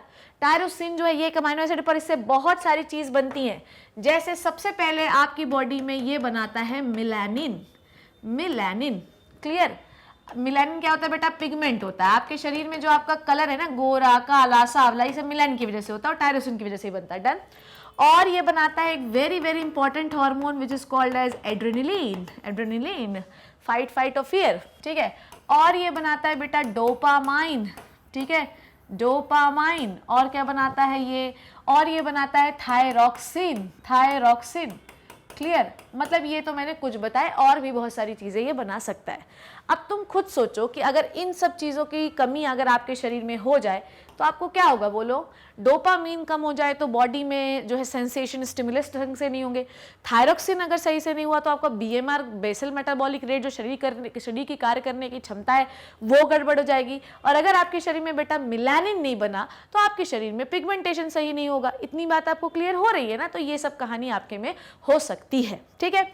अब ऐसा क्यों हुआ? ध्यान से समझना। होता ये है कि ये जो आपका एंजाइम बन रहा है, ध्यान से सुनो रे मेरे अल्लाह, ये जो एंजाइम बन रहा है ये क्या है बेटा? एक प्रोटीन है, ठीक है, एक प्रोटीन है। प्रोटीन को कौन बनाता है बेटा? प्रोटीन को कौन बनाता है? एमआरएनए बनाता है, ठीक है। और एमआरएनए किससे बनता है? डीएनए से बनता है। डीएनए के स्पेशल सेगमेंट को क्या कहते हैं बेटा? जीन कहते हैं। जन समझ गए? अब अगर इस जीन पर जो ये एंजाइम बना रहा है, ऐसा एरो लगाना चाहिए मुझे, जो ये एंजाइम बना रहा है, अगर इसमें कोई मेरे लल्ला म्यूटाजन आ जाए, अरे अगर इसमें कोई म्यूटाजन आ जाए तो ये जो जीन है ना ये डिफेक्टेड हो जाएगा। क्या हो जाएगा? डिफेक्टेड हो जाएगा और बेटा ये प्रोटीन बनाना बंद कर देगा। क्लियर? समझ में आ रही बात? तो अगर कोई म्यूटाजन आ जाए तो वो जीन ही डिफेक्ट कर देगा जिससे ये वाला एंजाइम बन रहा था। अब अगर एंजाइम ही नहीं बना then the phenylalanine get converted into the phenyl pyruvic acid. Phenyl pyruvic acid, ध्यान से समझना। और ये phenyl pyruvic acid get deposited into the different body parts. समझ में आई बात? Get deposited into different body parts. Clear? Clear? समझ में आ गई बात? समझे बात को? तो अगर ये एंजाइम नहीं बना तो फिनाइल पायरुविक एसिड बिना एंजाइम के phenylalanine get converted into the phenyl pyruvic acid, पर टायरोसिन नहीं बन पाएगा और ये phenyl pyruvic acid different body part में जमा होता रहेगा, जिसकी वजह से आपको होगी मेंटल रिटार्डेशन। क्योंकि हर जगह जमेगा तो सही तरीके से ऑर्गन काम नहीं करेंगे, सही तरीके से ऑर्गन काम नहीं करेंगे तो बेटा पागलपन छाएगा। ठीक है? अगर मान लो तो क्या होगा इससे? मेंटल रिटार्डेशन, जमेगा, दिमाग पे जम जाएगा तो होगा बेटा मेंटल रिटार्डेशन। क्या होगा मेरे लल्ला? Mental retardation. दूसरा क्या होगा बोलो? मिलानिन नहीं बन पाएगा, टायरोसिन नहीं होता, डीपिगमेंटेशन। ठीक है? डीपिगमेंटेशन। ठीक है? ओके, थायरोक्सिन नहीं बनेगा तो बीएमआर सही नहीं रहेगा, बॉडी का बेसल मेटाबॉलिक रेट जो है ये इम्पेयर्ड रहेगा, बीएमआर इम्पेयर्ड। ठीक है? आपकी बॉडी की बैलेंसिंग सही नहीं रहेगी, आपकी बॉडी के इमोशन, फ्लाइट फाइट फियर सही टाइम पर नहीं होगा, और भी बहुत सारी चीजें हो सकती हैं। आइए पढ़ते हैं इसके बारे में। फिनाइल, अच्छा ये कौन सा डिसऑर्डर है बेटा? ये है ऑटोसोमल रेसेसिव डिसऑर्डर। बेटा इस स्लाइड से कम नीट में 2 सवाल बन सकते हैं। ठीक है? ये है बेटा ऑटोसोमल रेसेसिव डिसऑर्डर। बेटा इस स्लाइड से कम 2 सवाल आपके नीट में बन सकते हैं। नीट। ठीक है? नीट में 2 सवाल इस स्लाइड से तो डेफिनेटली बनने हैं। ठीक है? पढ़ लेते हैं। ये it is the inborn error of the metabolism and it is also inherited as an autosomal recessive trait. ठीक है? हो सकता है आपके पास, देखो इनबॉर्न का मतलब ये है, हो सकता है कि जन्म के बाद म्यूटेशन हुआ हो तो नहीं बन रहा एंजाइम, हो सकता है आपके पास वो जीन ही नहीं बना होगा फिनाइल पायरुविक फिनाइलएलानिन बनाने वाला जीन, टायरोसिन बनाने वाला जीन, फिनाइलएलानिन को टायरोसिन में कन्वर्ट करने वाला जीन। तो क्या कर लोगे? क्या खड़ लोगे? ठीक है? बताओ क्या उठा खाड़ लोगे? पकौड़ा? चलो, इंडिविजुअल देखो एक एंजाइम होता है फिनाइलएलानिन हाइड्रोक्सिलेज जो लीवर में बनता है। ठीक है? ये कन्वर्ट करता है अमीनो एसिड फिनाइलएलानिन को टायरोसिन में। नाउ लुक एट दिस, क्या सिम्टम्स आपको दिखाई दे रहे हैं? इम्पेयर्ड बॉडी पार्ट्स दिखाई दे रहे हैं, उंगलियां सही से नहीं चल रही, डोपामाइन की वजह से होता है, बॉडी का मूवमेंट इम्पेयर्ड हो जाता है, तो जिसकी वजह से phenylalanine get converted into the phenyl pyruvic acid और ये धीरे धीरे बॉडी के अलग अलग पार्ट्स में जमा करने होने लगते हैं, जैसे कि मेंटल रिटार्डेशन होने लगता है, कैटरैक्ट होने लगता है। फिनाइल पायरुविक एसिड जमेगा तो सही तरीके से बाइल वर्क नहीं करेगा तो जॉन्डिस हो जाएगा, लीवर इनलार्ज हो जाएगा, किडनी डैमेज हो जाएगी। ठीक है? तो ये आपको पता होना चाहिए। इट इज़ ऑल्सो, ध्यान समझ में आए, इससे क्या होती है, किडनी में भी ये जमा होने लगता है, जिससे किडनी जो होती है एब्जॉर्प्शन, पुअर एब्जॉर्प्शन शो करने लगती है, खराब होने लगती है। It is also excreted through urine. ध्यान समझना। देखो कोई भी चीज़ जो एक्स्ट्रा होती है बॉडी में, मेरी बात को कान खोल के सुनना, कोई भी चीज़ अगर आप किडनी को दोगे तो किडनी के ऊपर हमेशा लोड बढ़ता है और जैसे ही उस पर लोड बढ़ेगा वो डैमेज होना शुरू कर देगी। सीधी बात है यार, इसमें तो कुछ है ही नहीं। ठीक है ना? और एक और चीज बताती हूँ, फिर मैं आपको थैलेसीमिया सुनाती हूँ। ओके? तो बेसिकली इससे बहुत सारी बीमारियां होती है, जैसे फिनाइलएलानिन डिपॉजिट होने लगेगा तो स्किन में रैशेस होने लगेंगे, आंखों का डीपिगमेंटेशन होने लगेगा क्योंकि मिलानिन नहीं बन रहा है, मेटाबॉलिज्म स्लो हो जाएगा, इवन किसी इन्फेंट को दूध देंगे तो दूध पच नहीं पाएगा, लीवर जो है इम्पेयर्ड रहेगा क्योंकि फिनाइलएलानिन जमता जा रहा है, बहुत सारी बीमारियां होगी इसमें। ठीक है? समझ में आ गई बात? चलो आगे बढ़ते हैं हम लोग। नेक्स्ट बीमारी थैलेसीमिया। थैलेसीमिया भी एक ऑटोसोमल रेसेसिव डिसऑर्डर है, but it is not just like the sickle cell anaemia. ध्यान से समझना। सिकल सेल एनीमिया में क्या हुआ था? कहाँ था sickle cell anaemia? Sickle cell anaemia में हम लोगों ने क्या पढ़ा था कि आपका जो हीमोग्लोबिन है उसका क्वालिटी खराब हो रहा था क्योंकि हीमोग्लोबिन में सही तरीके से ग्लोबिन बन नहीं पा रहा था। पर अगर मैं थैलेसीमिया की बात करूं बच्चों, किसकी बात करूं? We have to start thalassaemia, right? हाँ चलो थैलेसीमिया शुरू कर लेते हैं हम लोग। आ जाओ बच्चों, थैलेसीमिया। ठीक है? थैलेसीमिया जो है ये भी एक ऑटोसोमल रेसेसिव डिसऑर्डर है, तो पहले यही पता होना चाहिए। मैं बता रही हूँ कौन कौन से क्रोमोसोम पे होते हैं। ऑटोसोमल रेसेसिव है, ऑटोसोमल रेसेसिव है मतलब आपको 2 रेसेसिव जीन्स चाहिए, ठीक है, तभी एक्सप्रेशन होगा इसका। थैलेसीमिया अलग अलग प्रकार की होती है जिसमें आज हम मुख्यतः अल्फा और बीटा पढ़ेंगे, डेल्टा भी होती है, ठीक है। थैलेसीमिया जो होता है इसमें क्या होती है, आपकी क्वांटिटी जो है हीमोग्लोबिन की सही नहीं बन पाती, ठीक है। इसमें जो होती है क्वांटिटी, ध्यान लिखते जाओ अपनी कॉपी में, क्वांटिटी ऑफ हीमोग्लोबिन इम्पेयर्ड हो जाती है, जबकि इसीलिए इसको हम क्या कहते हैं बच्चों, इसीलिए इस डिसऑर्डर को हम लोग क्वालिटेटिव डिसऑर्डर कहते हैं, इसीलिए इस डिसऑर्डर को हम क्वालिटेटिव डिसऑर्डर कहते हैं, जबकि सिकल सेल एनीमिया को हम क्वांटिटेटिव डिसऑर्डर कहते हैं, ठीक है। ना ना ना ना ना ना ना, ये है क्वांटिटेटिव, सॉरी क्वांटिटेटिव, ये है क्वांटिटेटिव, ठीक है। इसमें क्वांटिटी खराब हो जाती है, हाँ सही है ना, क्वांटिटी खराब हो जाती है, तो ये क्वांटिटेटिव है, जबकि sickle cell anaemia qualitative disorder. Done. तो इसमें हीमोग्लोबिन की क्वांटिटी खराब हो जाती है। अब हमारे पास कैसे, मतलब हीमोग्लोबिन की कैसे क्वांटिटी खराब होगी, ध्यान समझो। हमारे पास 2 प्रकार का थैलेसीमिया होता है, एक होता है अल्फा थैलेसीमिया, वैसे तो 3 प्रकार के हैं और भी हैं, पर हमें पढ़ना 2 ही है, ठीक है, डेल्टा भी लेके आई हूँ मैं हालांकि, और एक होती है बीटा थैलेसीमिया, ठीक है, बीटा थैलेसीमिया, ठीक है। चलो ठीक, अल्फा और बीटा। अल्फा थैलेसीमिया में होता क्या है कि आपका जो क्रोमोसोम नंबर 11 है, ठीक है, 11th क्रोमोसोम, आपको पता है कि हर क्रोमोसोम पेयर पे होता है, इसमें कोई दिक्कत नहीं है। 11th जो क्रोमोसोम है उनके दोनों पेयर पे थैलेसेमिक जीन होना चाहिए, ठीक है। अगर ये दोनों थैलेसेमिक जीन है, मान लो कि ए क्रोमोसोम है, ये बी क्रोमोसोम है, तो इनके पास, दोनों के पास टीटी लिखा है मैंने, थैलेसेमिक जीन होना चाहिए। इसमें जो आपकी आपके पास 2 चेन थी हीमोग्लोबिन में, एक होती है अल्फा ग्लोबिन, ये कम बनने लगती है। डन। और ये जो होता है, ये वाले इनके दोनों क्रोमोसोम में, ये मान लो एक क्रोमोसोम है, ये बी क्रोमोसोम है, यहाँ पर आपके पास ये मान लो यहाँ पर थैलेसेमिक जीन होना चाहिए, पर ये कौन से क्रोमोसोम पे होता है बच्चों, 11th क्रोमोसोम पे, ठीक है, 11th।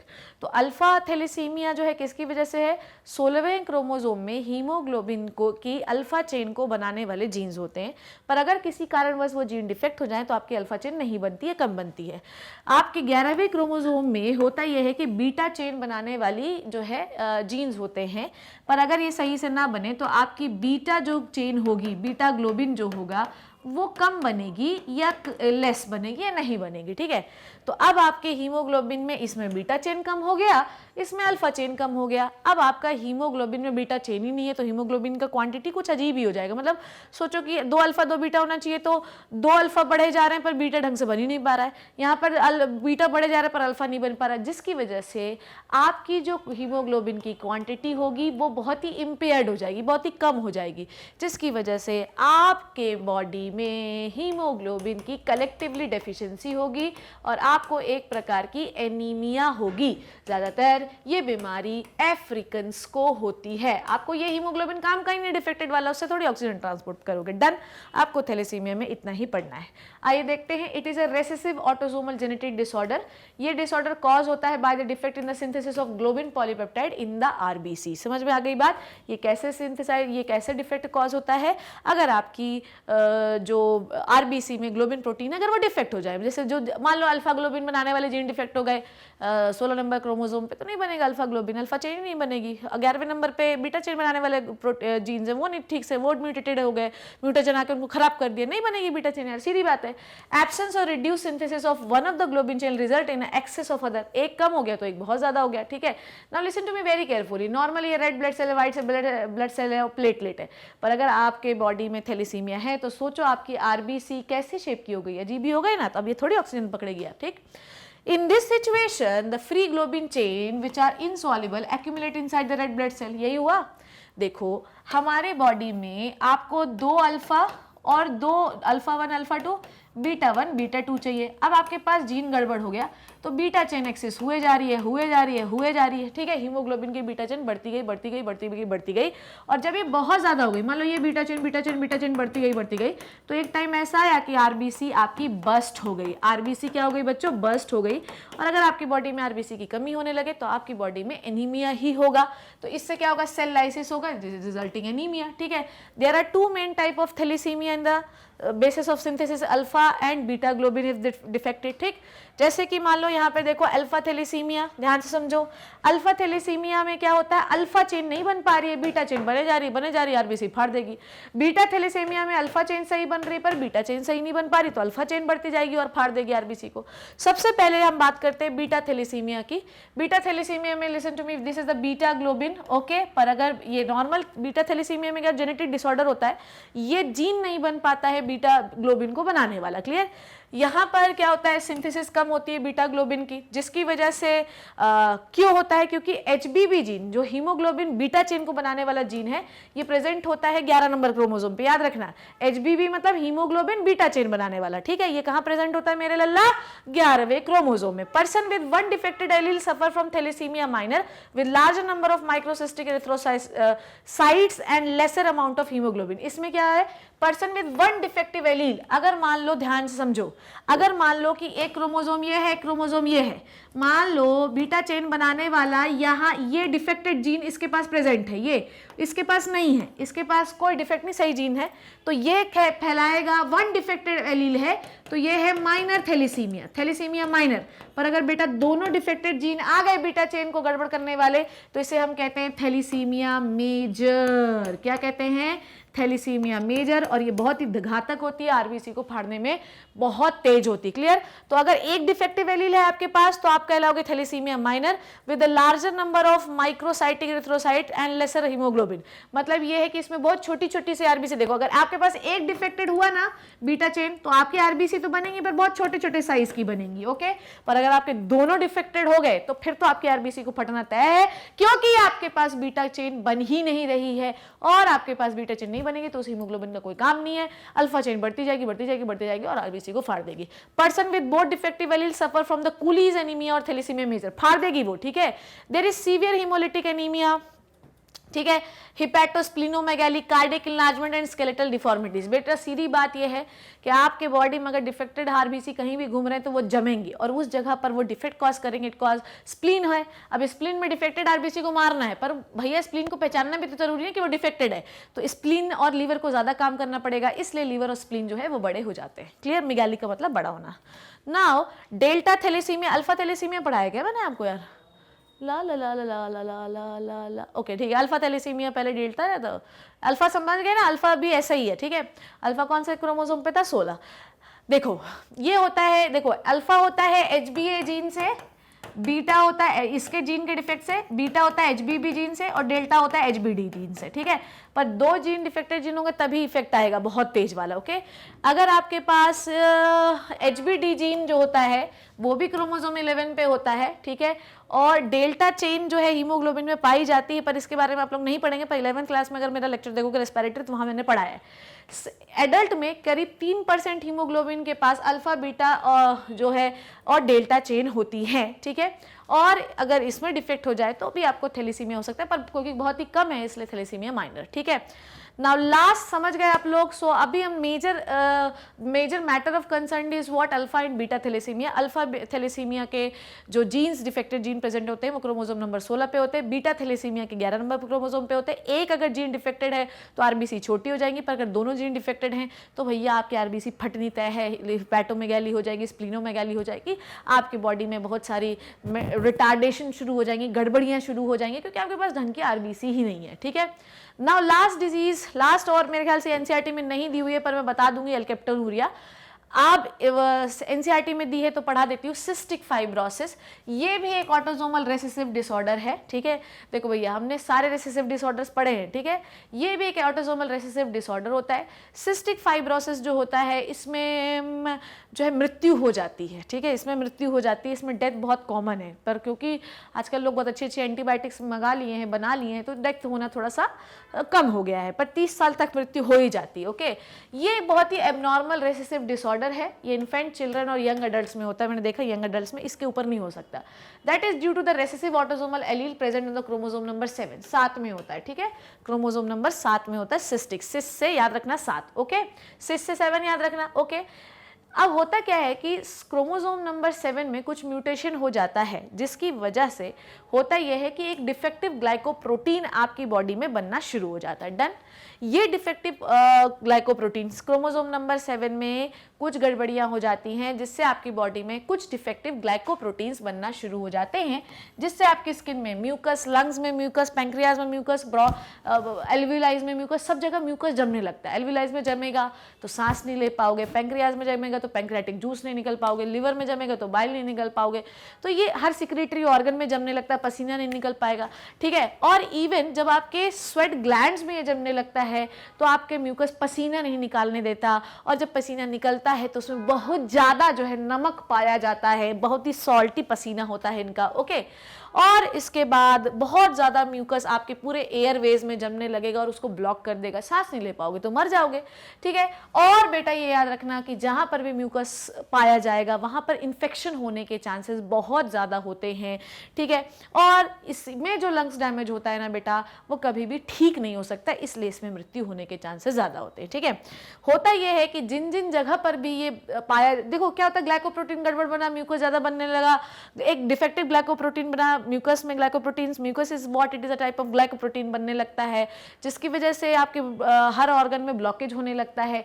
जितनी भी जगह पर ये पाया जाएगा उस जगह के सिक्रेशन को ब्लॉक करेगा, और भैया वो नहीं निकलेगा तो आपकी बॉडी में उसका पर्टिकुलर फंक्शन नहीं होगा। उसके बाद आपकी बॉडी में इंटेस्टाइन वगैरह में जमने लगता है, जिसकी वजह से डाइजेशन और एब्जॉर्प्शन सही तरीके से नहीं होता। लीवर में जमने लगता है, जिससे लीवर धीरे धीरे सड़ने लगता है, देखो लीवर सिरोसिस दिख रहा है ना आपको, सिरोसिस मतलब सड़ना। उसके बाद ये होता किसको है, सिर्फ 1800 में सिर्फ एक को होता है, ओके। और पर ये ज़्यादातर जो ये यूरोपियन कंट्रीज में रहते हैं उनको ज़्यादा होता है। एशियंस में 1 लाख में सिर्फ एक बच्चे को होता है, मतलब बहुत ही कम, ओके। लोग इसमें मृत्यु होना तय होता है, पर फिर भी लोग बच रहे हैं क्योंकि we provide a very good antibiotic, ताकि वो ग्लाइकोप्रोटीन्स को हटाया जा सके। और बेसिकली एंटीबायोटिक हम लोग इसलिए दे रहे हैं क्योंकि इसमें क्या होता है, म्यूकस हर जगह फैला हुआ है, समझ रहे हो बात को, इसमें म्यूकस हर जगह फैला हुआ है, हर जगह पेशेंट को परेशान कर रहा है। तो बेसिकली इन्फेक्शन होगा तो हम वो एंटीबायोटिक देते हैं ताकि इन्फेक्शन मार सके, ताकि पेशेंट जिंदा रहे। हम इसके डिफेक्टेड जीन को नहीं हटा सकते क्योंकि म्यूकस तो बनेगा, इसको कुछ नहीं कर सकते, पर उससे जो इन्फेक्शन हो रहा है उसे ठीक कर सकते हैं। Clear. Now last disease of the Mendelian disorder is the alkaptonuria. It is also an autosomal recessive disorder, ठीक है। 2 रेसेसिव जीन होंगे तभी एक्सप्रेशन होगा।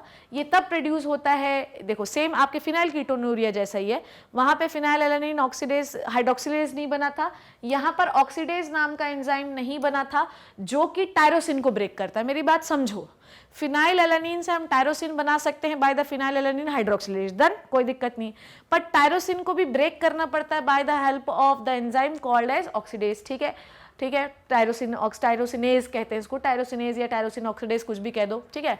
अब अगर नहीं टूटेगा टायरोसिन तो एक बाय प्रोडक्ट, जैसे फिनाइल एलानिन नहीं टूटा था तो फिनाइल पायरुविक एसिड बना था, तो यहाँ पर टायरोसिन नहीं टूटेगा तो एक बनेगा होमोजेंटिसिक एसिड।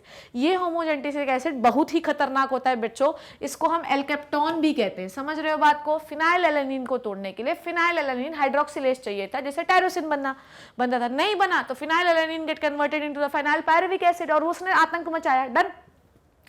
ऐसे ही एल्केप्टोनूरिया में होता यह है कि टायरोसिन तक आपने बना लिया है, कोई टेंशन नहीं, वहां पे आपका बढ़िया एंजाइम था, पर टायरोसिन को भी तोड़ना है तो उसके लिए टायरोसिनेज एंजाइम चाहिए, नहीं बना, जीन ही नहीं बने, उसके जीन डिफेक्टेड हो गए, नहीं बना एंजाइम, यार क्या करोगे यार, डिफेक्ट है ना, हम कुछ नहीं कर सकते इसमें।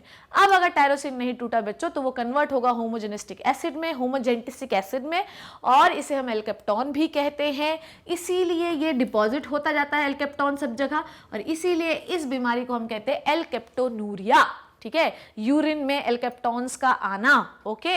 होमोजेंटिसिक एसिड, यूरिया मतलब यूरिन, ओके।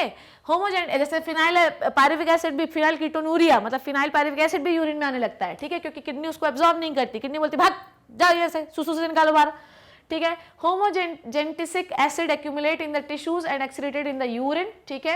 ये सब जगह जमने लगते हैं, चाहे बॉल्स हो, हार्ट के कार्टिलेज हो, कैप्सूल्स ऑफ जॉइंट हो, लिगामेंट्स हो, टेंडन हो, कहीं भी हो, ठीक है। अगर इसको सूसू से आप बाहर निकालते हैं, पसीने से आप बाहर निकालते हैं, तो कुछ समय के बाद आपकी सूसू भी काली हो जाती है और पसीना भी काला हो जाता है, क्योंकि होमोजेनेटिक एसिड एयर के कांटेक्ट में आते ही ब्रेक डाउन हो जाता है और ब्लैक कलर देता है।